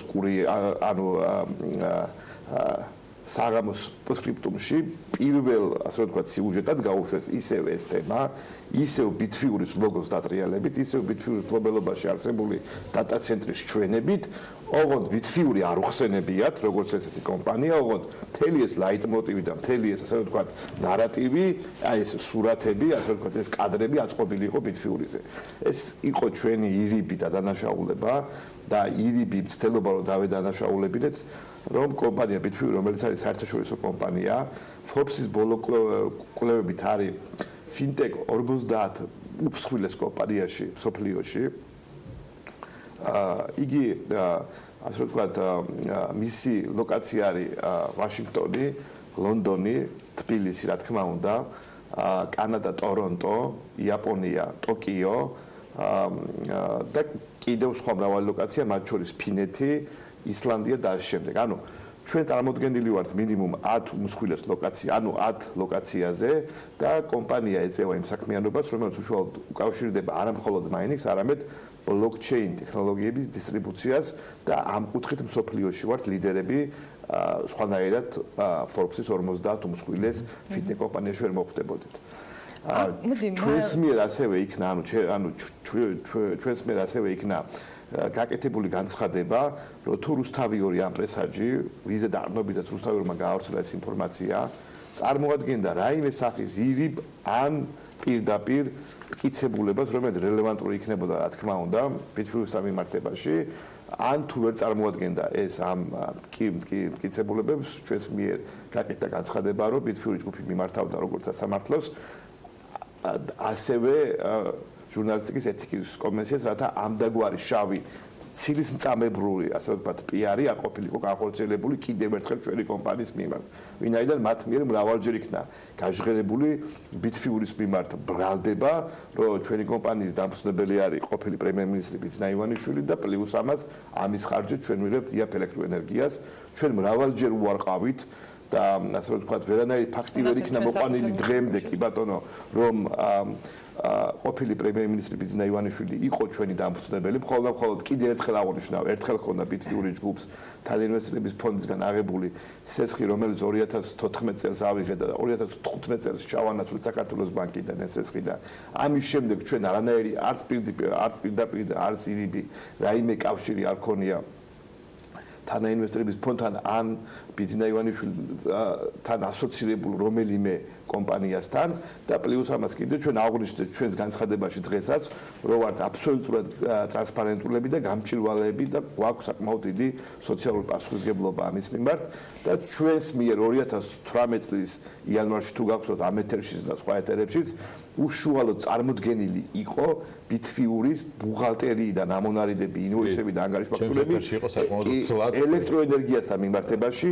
და მინდა ხაზი გაუსვა, რომ ამდაგვარი, ასე ვთქვათ, ბუღალტრული აღრიცხვის დოკუმენტების წარმოდგენა პირდაპირ ეთერში ალბათ ამ ქვეყანაში არც ერთ კომერციულ სუბიექტს არ გაუკეთებია, ეს კომერციული საიდუმლოა, მაგრამ ვინაიდან იყო ბევრი კითხვის ნიშანი ბრჭყალებში, რომ BITFURY სარგებლობდა რაღაც პრეფერენციებით, ჩვენს მიერ მთლიანი დოკუმენტაცია იქნა გახსნილი და წარმოდგენილი. ეს იქიდან გამომდინარე, რომ ვართ ტრანსპარენტული და გამჭვირვალე ორგანიზაცია.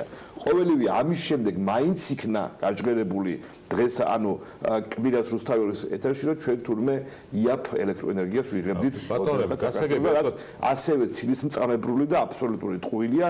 თვითონ რუსთავიორის ჟურნალისტმა თეონად ხომელიძე მოამზადა სიუჟეტი ამ თემაზე, თვითონ თეონად ხომელიძეს ვაჩვენე 2018 წლის იანვარში, მას პირადად ყველა ის დოკუმენტი, რომელიც იყო ამონარიდი ბუღალტერიიდან, სადაც ყველა ის ანგარიშფაქტურა, რომელიც იქნა გამოწერილი თელასის მიერ ჩვენი კომპანიისადმი იყო მხოლოდ მითებული ფასი, რაც იყო სენეკის მიერ დადგენილი ფასი, რომელსაც იყენებენ კომერციული ოპერატორების შემთხვევაში. გასაგებია, რა თქვა ანონსამდე, როდესაც ანონსი გავიდა, არ იყო თქვენთან კომუნიკაცია და ინტერვიუ შესაბამისად არ ყოფილა. მას შემდეგ რაც დაუკავშირდეთ, მას შემდეგ რაც უკვე ინტერვიუ ჩაწერეთ, როდესაც ჟურნალისტი მოვიდა, იყო თუ არა რაიმე ტიპის, ასე ვთქვათ, თქვენი მხრიდან მოთხოვნა მტკიცებულება წარმოდგა და რაიმე რა თქმა უნდა, ბექამე, მიშა სერშიაშვილს ვიცნობ საკმაოდ კარგად და ბევრი ინტერვიუ მომიცია მისაშვილს. მიშა არის ერთ-ერთი პროფესიონალი ჟურნალისტი ამ კუთხით, ანუ ეკონომიკური მიმართულებით, მე ესე მგონია.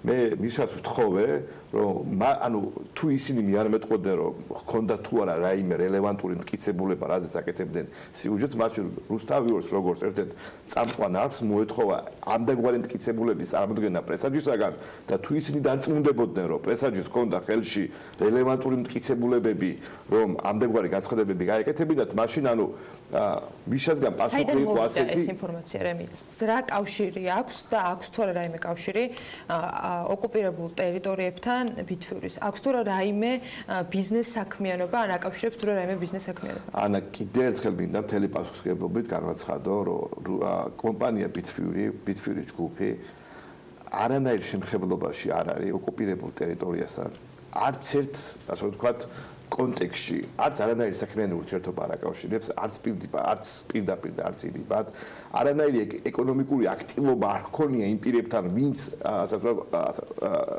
ოპერირებენ აფხაზეთში, ანუ ჩვენი კომპანიის პირდაპირი ან ირიბი კავშირი ოკუპირებულ ტერიტორიაზე არის გამორიცხული ამდენგვარი არც ყოფილა და არც იქნება მომავალში, სადაც არ აღზრდება ოფიციალური იურისდიქცია ჩვენი ქვეყნის ამ ოკუპირებულ ნაწილზე. მე თუ იქნება რაიმე ისეთი, კი ბატონო. საინტერესოა, იმედია რომ ამას BITFURY-სთან ერთად მოვესწრებთ ყველანი ძალიან მალე, მაგრამ სავიდრე ამ თემაზე და იმედი მაქვს რომ აღარ იქნება თქვა რაღაცა კონკრეტული არგუმენტების გარეშე საუბარი გაგრძელებული, აუცილებლად ბიტკოინის მზარდ-ფასთან დაკავშირებით უნდა ვკითხო. ჯერ იყო 6,000, მე 10,000 დაუმიზნა. რა ხდება, მიუხედავად რომ წელიწად ნახევარი თითქმის გაჩერებული იყო ბიტკოინთან დაკავშირებული ფასის ზრდის ტემპი, დღეს რა ხდება რემბერზე, ბარემ ამაზე ცოტა რა ვიცი. კი, აუცილებლად როგორც ბიტკოინ ასე ვთქვათ სამყაროში ტყვიან ეს პერიოდი იყო ასე ვთქვათ კრიპტო ზამთარი და მთელი ამ პერიოდის განმავლობაში ბოლო 6 თვე, ბოლო 8 თვე ყალიბდებოდა ბიტკოინის მიმართ ასე ვთქვათ ბიტკოინის ფასთან მიმართებაში იყო მთელი რიგი ბოლედები, რომლებაც ასე ვთქვათ ჩამოაყალიბა რეალური ასე ვთქვათ განწყობები ფასთან მიმართებაში, იყო ძალიან მნიშვნელოვანი უმსხვილესი ინსტიტუციური ინვესტორების მხრიდან, რომ საბოლოოდ ჩამოყალიბებული იყვნენ ისინი გამოიყენებდნენ ბიტკოინს როგორც პლატფორმას თუ არ გამოიყენებდნენ, მაგალითად მოვიყვან ეს არის Pirveli, რომელმაც საბოლოოდ გააცხადა, რომ ისინი არიან მზად, რომ განახორციელონ ინვესტირება, ასე ვთქვათ, ბიტკოინში, პლუს ამას თვითონ Pirveli, ეს არის უმსხვილესი საპენსიო ფონდი სოფლიოში, ნომერ პირველი, ჩაატარეს შიდა კვლევა ინვესტორებში და 451 ინვესტორი იქნა გამოკითხული, 451 ინვესტორიდან 72%-მა განაცხადა მზაობა, რომ პირდაპირ განეხორციელებინათ ინვესტიცია კრიპტოვალუტაში, ხოლო დანარჩენმა თქვა, რომ ისინი თქვა მზად იყვნენ რაიმე წარმოებული ფინანსური ინსტრუმენტები ეყიდათ, რომელიც უშუალოდ დაფუძნებული იყო ამ ვალუტაზე. თვითონ ეს პერიოდი ხდებოდა ბაზრის ასე რომ თქვა დალაგება, ხდებოდა უსხვილესი მოთამაშეების გადათამაშება, პლუს ამას ის კომპანიები, რომელმაც ბიტკოინის ფასის ვარდას ვერ გაუძლო, რა თქმა უნდა, ბაზრიდან გავიდა. ჩვენ გახსოვთ, რომ გასულწლებში საკმაოდ აქტუალური იყო ვოლოტილობა, ყევა ბიტკოინის ფასის და ბევრი მსხვილი ვთქვათ ბიზნესი, მათ შორის Amazon, Facebook და ამ შემდეგ მას როგორც საგადაფრთხილო ინსტრუმენტს უფრო არ ენდობოდა და ვთქვათ არ იყენებდა თავის პლატფორმაში. ჩვენ უკვე ვარ დღეს ასე ვთქვათ მოცემულობაში, როცა ბიტკოინის ფასი იყო რაღაც პერიოდი გაჩერებული, ამ მოცემულობიდან მოხდა კონკრეტული ასე ვთქვათ ნაბიჯების გადადგმა და დაიწყო ბიტკოინის ფასმა ყარაძის და ბოლოდნაირად პოზიტიურია, ხო?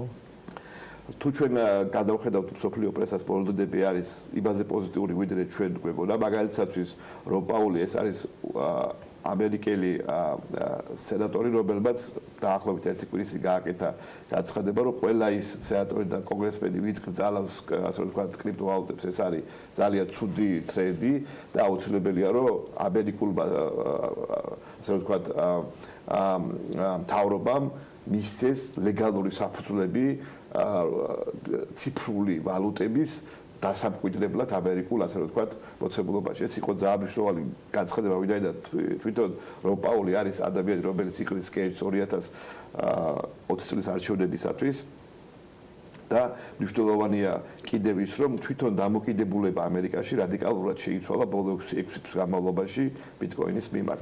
ამისი გამოძახილია თუნდაც ის, რომ გუშინ გააკეთა განცხადება Microsoft-მა, რომელმაც თქვა, რომ იგი მზად არის თავისი პლატფორმა მთლიანად გადაიტანოს blockchain Bitcoin, ანუ ასე ნახსენები Bitcoin blockchain პლატფორმაზე. ანუ თვითონ Microsoft-ი უმსხვილესი, ასე ვთქვათ, კომპანია, რომელიც უშუალოდ ჩართულია IT ტექნოლოგიებში და არის წამყვანი კომპანია და თითქმის ყველა ჩვენთან გვაქვს შეხება, მან დაიწყო თავისი სოფტის ცენტრალიზაცია Bitcoin blockchain ტექნოლოგიით, რაც უდაოდაც ალსახა აღიარება ისეთი, ვთქვათ, IT გიგანტისგან, როგორც Microsoft-ია და ზუსტად ამდენგვარი განწყობები აძლევს ტრენდს და აძლევს, ასე ვთქვათ, პულს არა მარტო Bitcoin-ის ფაის, არამედ კრიპტოვალუტების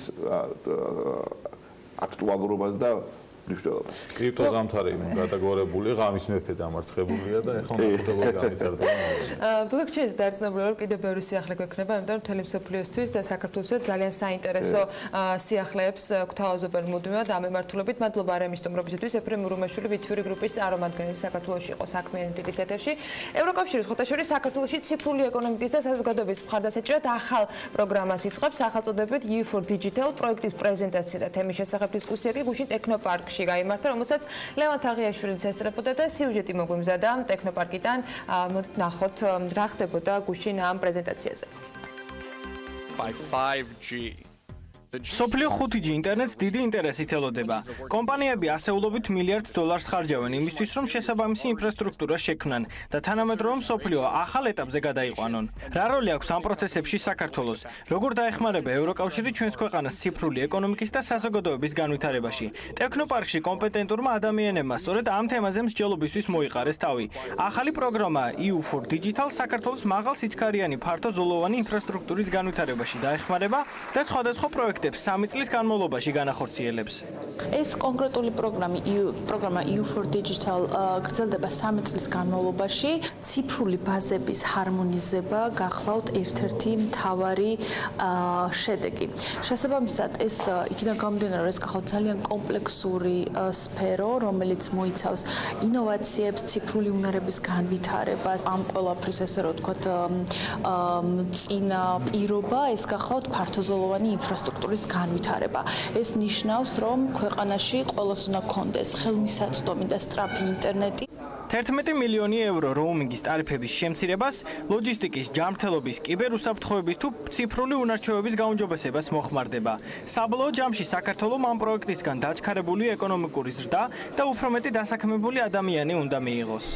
ამ პროექტის ფარგლებში ჩვენ გვაქვს 6 სხვადასხვა პლატფორმა, აღნიშნავ ელექტრონულ ჯანდაცვას, სადაც საქართველოს აღმოსავლეთ პარტნიორობის ქვეყნებში არის ერთ-ერთი ლიდერი ქვეყანა, მას აქვს ელექტრონული პლატფორმა უკვე შემუშავებული იმისთვის, რომ პაციენტები, ექიმები მსვლად იყვნენ ჩართული ელექტრონულ პლატფორმაში. ჩვენ მაქსიმალურად ვცდილობთ, ჩვენი ჯანდაცვის სამინისტრო ცდილობს გაუზიაროს თავისი გამოცდილება აღმოსავლეთ პარტნიორობის ქვეყნებს 2025 წლისთვის.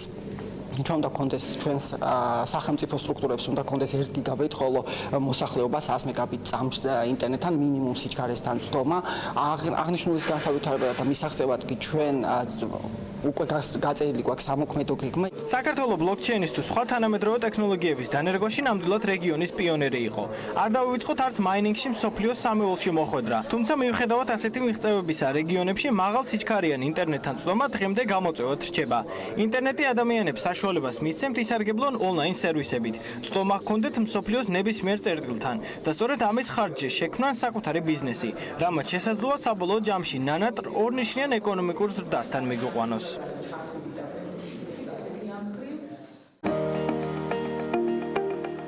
ამინდის პროგნოზის სპონსორია სადაზღვევო კომპანია უნისონი. თავისუფალი დაზღვევა თქვენი სიმშვიდისათვის.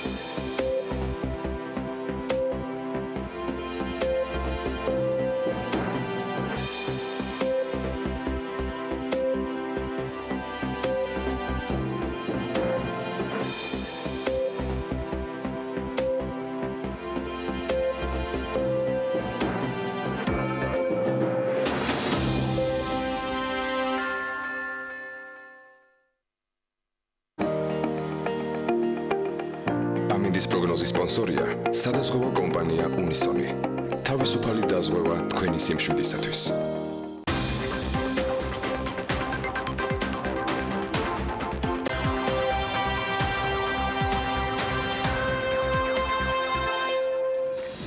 სახელმწიფო აუდიტმა განახლებული ანგარიში სამედიცინო სფეროზე მოამზადა. ანგარიში მიუთითებს, რომ გასული წლის მაისის მდგომარეობით ქვეყანაში სულ 1526 სტომატოლოგიური დაწესებულება მოქმედებდა. სააგენტოს მიერ 2015-17 წლებში განხორციელებული შემოწმების შედეგად კი გამოვლინდა, რომ შემოწმებული სტომატოლოგიური დაწესებულებების 54% ინფექციის პრევენციის და კონტროლის მოთხოვნებს ვერ აკმაყოფილებს. რამდენად შემაშფოთებელია რიცხვები და რა პრობლემები აქვს სტომატოლოგიურ კლინიკებს, ნინი ლონგურაშვილი არკვევდა. პირველი ეს არის დაბინძურებული ინსტრუმენტების მოთავსება სპეციალურ სასტერილიზაციო სითხეში, რომელიც აუცილებლად უნდა იყოს დათარიღებული და დამზადებული უშუალოდ სტერილიზაციის წინ.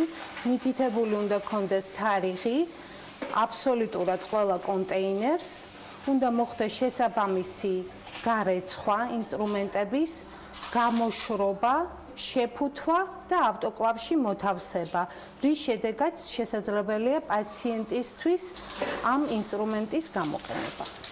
ეს არის ის ხუთი საფეხური, რომელიც ყველა სტომატოლოგიურმა კლინიკამ უნდა გაიაროს. აუდიტის ანგარიშში კი ვკითხულობთ, რომ ყველაზე მეტი დარღვევა სწორედ დეზინფექციისა და სტერილიზაციის უზრუნველყოფის პროცესში გამოვლინდა. შემოწმებული სტომატოლოგიური დაწესებულებების დაახლოებით 54%-ში გამოვლინდა სხვადასხვა ნაკლოვანებები ინფექციის პრევენცია და კონტროლის მიმართულებით.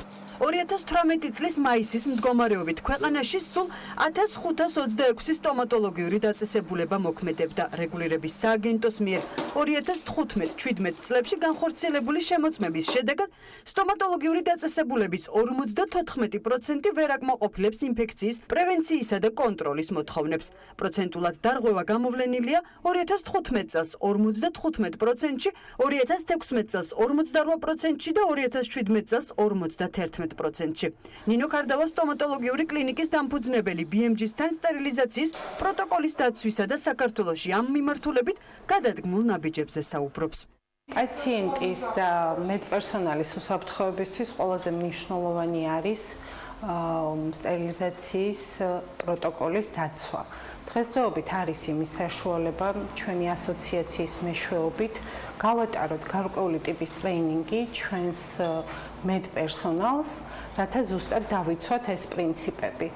ეს არის ყველაზე მნიშვნელოვანი. დღეს შესაძლებელია ყველანაირი შედეგის მიღება და დადება სტომატოლოგიაში, თუმცა ის შედეგი, რომ დაინფიცირდეს პაციენტი, ის არასოდეს გამოსწორდება. აქედან გამომდინარე, ყველაზე მნიშვნელოვანი არის პაციენტის და მედპერსონალის უსაფრთხოება. რაც შეეხება სასტერილიზაციო საშუალებებს, საქართველოში არის არჩევანი და აქედან გამომდინარე ჩვენ შეგვიძლია ავერჩიოთ უსაფრთხო სისტემა. თამარ ყურაშვილის სტომატოლოგიური კლინიკა დან ბლანშის დამფუძნებელი სამედიცინო დაწესებულებების რეგულირების წესს ისაუბრებს. გამოიკვეთა, რომ კანონმდებლობა არ მოითხოვს შემოწმდეს სტომატოლოგიური სამედიცინო დაწესებულებების საქმიანობის საწყის ეტაპზე აკმაყოფილებენ თუ არა სავალდებულო მოთხოვნებს.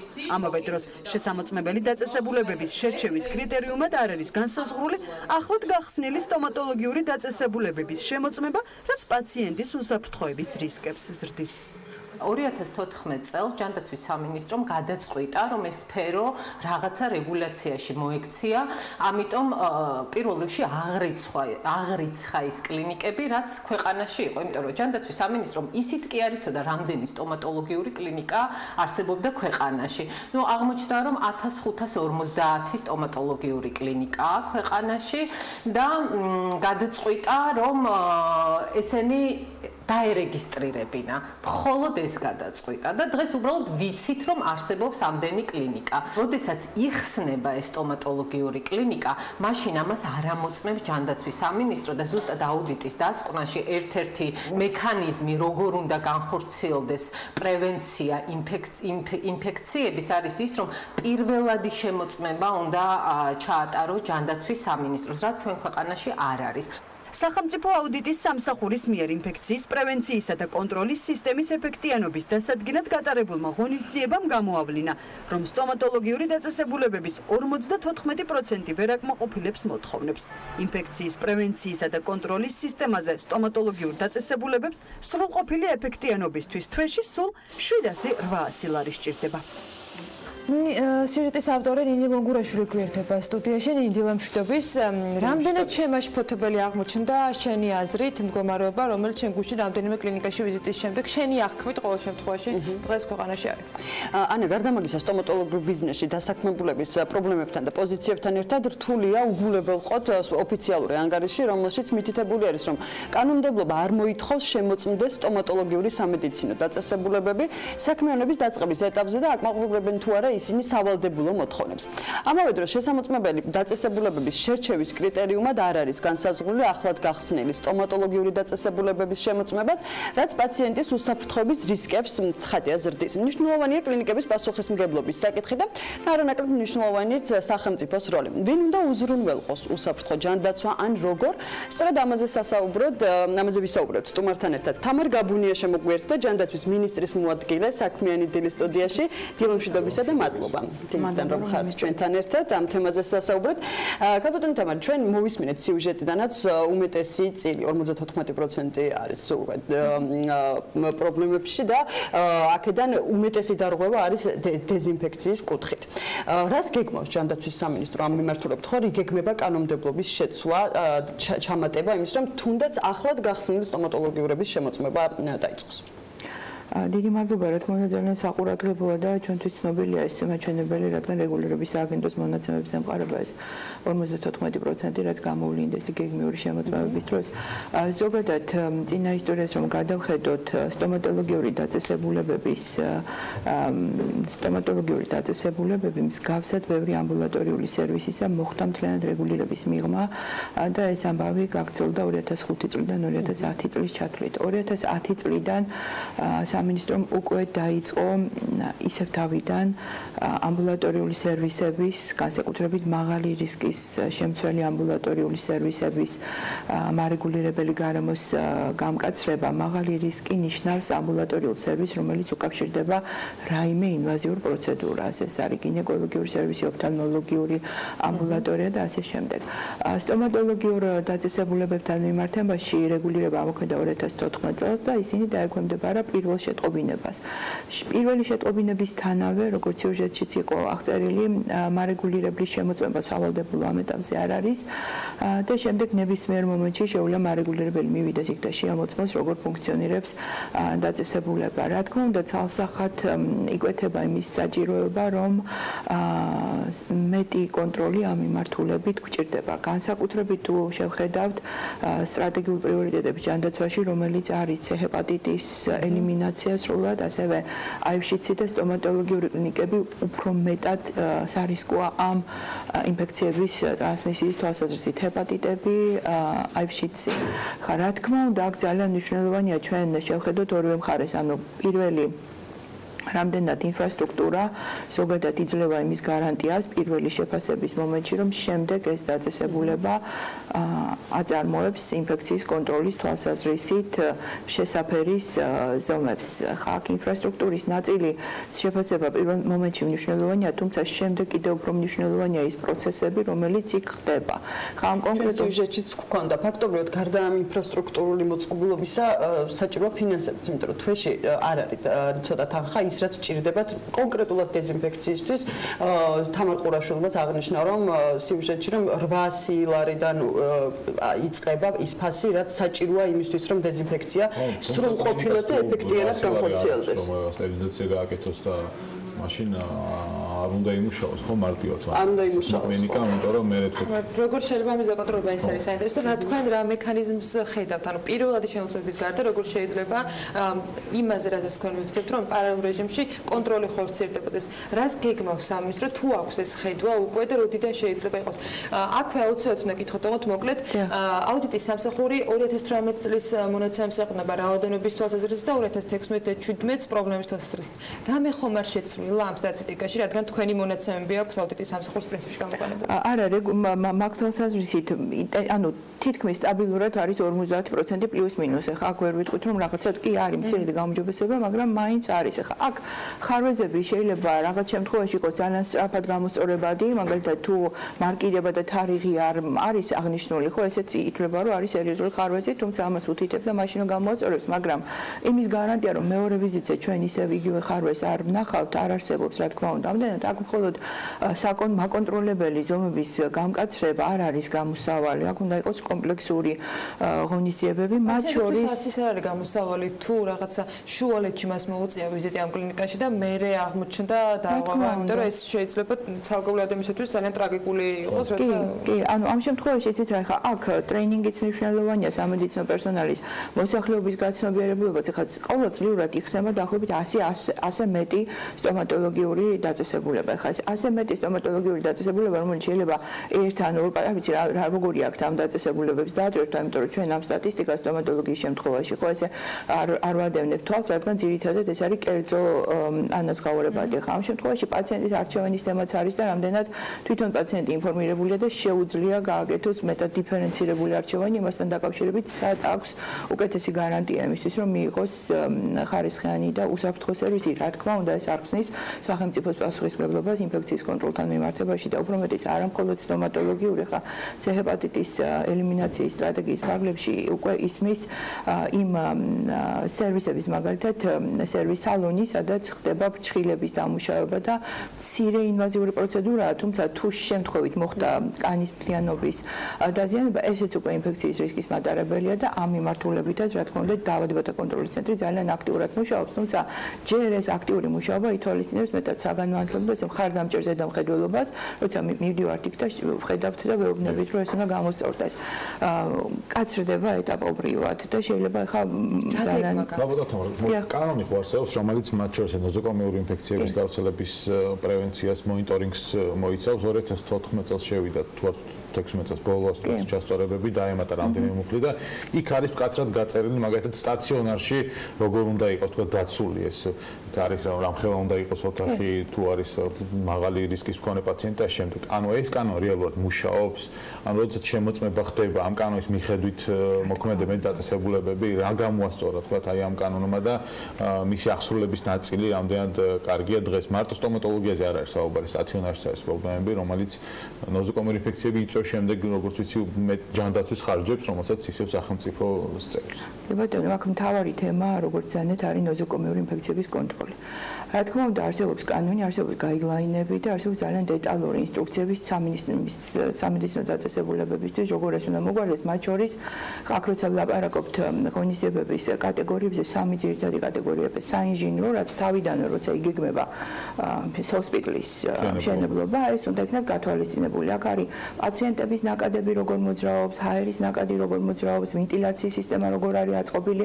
ეს არის ძირითადი ყველაზე ძირად ღირებული ნაწილი, მოდით ესე ვთქვათ, რომელიც მოითხოვს ინვესტიციას თავიდანვე ინფექციის კონტროლისთვის.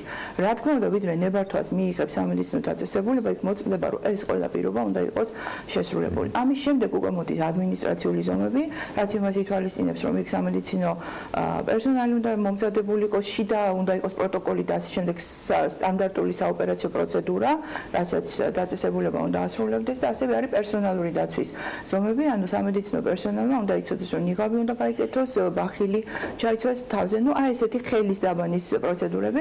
რა თქმა უნდა, ამას ყველაფერს სხვადასხვა დონეზე ამოწმებს სამინისტრო, ერთი როდესაც ნებართვა გაიცემა, ლიცენზიის ნებართვის და ასევე უკვე მიმდინარე რეგულარული შემოწმების პირობებში, რეგულარული შემოწმება არის კიდევ უფრო ჩაღრმავებული და უყურებს პროცესებს. ანუ რამდენად ეს რეალურად ხდება, თორე ხა ჩვენ რო თავიდან შენებას კი ბატონო, ამას ხო, ხა აქ ესეთი გააჩნია რა შემთხვევასთან გვაქვს საქმე. გასული წლიდან ჯანდაცვის დეპარტამენტი და დაავადებათა კონტროლის ცენტრი ასრულებს ეგრეთ წოდებულ ორ მომენტიან მონიტორინგს და ესეც არის აღწერილი აუდიტის ანგარიში, როდესაც ჯერ ექსპერტების ჯგუფი მიდის, აფასებს პროცესებს, მისცემს რჩევას, რომ თუ რაღაცა მარტივად გამოსასწორებელია, ეს გამოსწორდეს. შემდეგ მეორეჯერაც მევა გონივრულ ვადაში, ეს გონივრული ვადა განისაზღვრება იმ დარღვევიდან, რაც დარღვევაც ნახეთ და უკვე შემდეგ თუ არ მოხდა არც ერთხელ, არც მეორეჯერ არაფრის გამოსწორება, მე უკვე მარეგულირებელი ერევა და აქ შეიძლება დადგეს, რა თქმა უნდა, სანქციის საკითხიც, ასევე დადგეს ხელშეკრულების შეჩერების საკითხიც, ვიდრე არ გამოსწორდება ეს ღონისძიება. ხა როგორია ამ ყველაფრის ეფექტიანობა, ეს კიდე სხვა თემაა და ამაზე საერთაშორისო გამოცდილებაც არსებობს და რა თქმა უნდა, ჩვენც ვადევნებთ თვალს, რამდენად აი ის რაც დღეს კეთდება, იძლევა იმის საშუალებას, რომ სრულად ავიცილოთ თავიდან ნოზოკომიური ინფექციები, სრულად ეს ხმამაღალი ნათქვამია, რადგან ევროპის ქვეყნებში ალბათობა იმისი, რომ ნოზოკომიური ინფექცია გაჩნდეს, არის 100-დან 7 შემთხვევაში. განვითარებად ქვეყნებში მსგავსად საქართველოში 100-დან 10 შემთხვევაში მოსალოდნელია, რომ მთელი ამ ინფრასტრუქტურის და ყველაფრის შემდეგ დათვლა შეიძლება ხო დანახარჯები თქვათ როგორ არის ნოზოკომიური ინფექციების განვითარება. ეს ამის დათვლა ჯანდაცვის სამინისტროს შეუძლია დღეს. ამისი დათვლა არა მხოლოდ ჩვენ ჯანდაცვის სამინისტროს, არამედ არც ერთ ქვეყნის ჯანდაცვის სამინისტროს ესე პირდაპირ არ შეუძლია. ყველა დათვლა ემყარება ეკონომიკური სიმულირების, ან ეკონომიკურ მოდელირებას, რომელიც აი ამ დაშვებით რომ სტატისტიკურად ეხა რა ხდება, როცა გართულება, როცა საქმე გვაქვს ნოზოკომიურ ინფექციასთან, აქ არის გართულება უკვე დაფიქსირებული და ამ გართულების გამო პაციენტს უწევს ცოტა უფრო დიდხანს დაყრდნოს საავტობუსში და მეტი პროცედურა. ანუ ეს რა თქმა უნდა დაკავშირებულია დამატებით ხარჯთან, მაგრამ იმისი გამიჯნა, რომ ეს კონკრეტულად ამ ნოზოკომიურმა ინფექციამ გამოიწვია თუ რაიმე სხვა კლინიკურმა მდგომარეობამ პრაქტიკულად არ ხდება. თუმცა არსებობს დაფინანსების მეთოდები თავიდანვე, რომელიც პრევენციულად იძლევა იმის საშუალებას, რომ სამედიცინო დაწესებულებას კონდეს იმის ინტერესი, რომ ინვესტიცია გააკეთოს ინფექციის პრევენციაში და არა იმაში, რომ რაც შეიძლება დიდხანს გართულებული პაციენტი დააყენოს საავტობუსში. ანგარიშის მიხედვით, აუდიტის ანგარიშის მიხედვით წერია, რომ ინგლისში ჯანდაცვის სისტემა 2006-8 წლებში 97 მილიონიდან 204 მილიონ ფუნტ სტერლინგამდე დაზოგა, მხოლოდ ერთი ნოზოკომიური ინფექციის 51% შემცირების ხარჯზე, შესაბამისად, ამიტომ ვიკითხე, შეიძლება თუ არა თანხების დაზოგვა იმით, რომ თქვა რაღაცა კონკრეტულ ერთ ნოზოკომურ ინფექციას ვებრძოლოთ. თანხების დაზოგვა, რა თქმა უნდა, შეიძლება, მხოლოდ აქ საუბარია რაზე. სანქციების დაწესება დაწესებულებისთვის, რომელიც პირდაპირ მიმული იქნება, მაგალითად ვეტყვით დაწესებულებას, რომ თუ თქვენ წელს დაგიფიქსირდათ მაგალითად 100 ნოზოკომიური ინფექცია, ამის გამო თქვენ რაღაც თანხას აღარ მიიღებთ, ესეთი რამ ტექნიკურად გაუმართლებელია. თავიდან უნდა იყოს შეწონილი ეს რისკები იმ ანაზღაურების მეთოდში. ხა ბრიანდის მაგალითს რომ შეხედავთ 2006-2009 მაშინ ჩაატარეს ეს აუდიტი. ამ აუდიტის ეს ყოველწლიურად და სისტემატურ რეჟიმში ჩატარება ძალიან რთულია და აქაც არის ეკონომიკურ მოდელირებაზე ეს ყველაფერი დაფუძნებული და არა მიმდინარე რუტინულ სტატისტიკაზე. ფაქტია რომ სტომატოლოგიური კლინიკები რაღაცა ფორმით საჭიროებენ შემოწმებას და ფაქტია რომ სტატისტიკა როდის ნახევარზე მეტი ან თუნდაც 1% ნაკლები კლინიკების შემთხვევაში დარღვევებზე მიუთითებენ, არც ისე სახარბიელო შედეგი არის. ამიტომაც გისურვებთ იმ გეგმებში, რომელიც ამის გამოსწორებაში დაგეხმარებათ და მადლობა იმის რომ იყავით ჩვენთან ერთად. თამარ გაბუნიას ჯანდაცვის მინისტრის მოადგილეს მასმეძლობდით საქმიანი დილის ეთერში. მადლობა მას იმისთვის რომ დილიდან ჩვენთან ერთად იყო. ჩვენ კი დღევანდელ ეთერს ამით ვასრულებთ. წინ საქმის კურსის ეთერები გელოდებათ ბეკაბაციკაძესთან ერთად. მე ხვალ დილამდე გემშვიდობებით დილის 8-ზე შევხვდებით ერთმანეთს ტელეპირველზე. ბედნიერი დღე.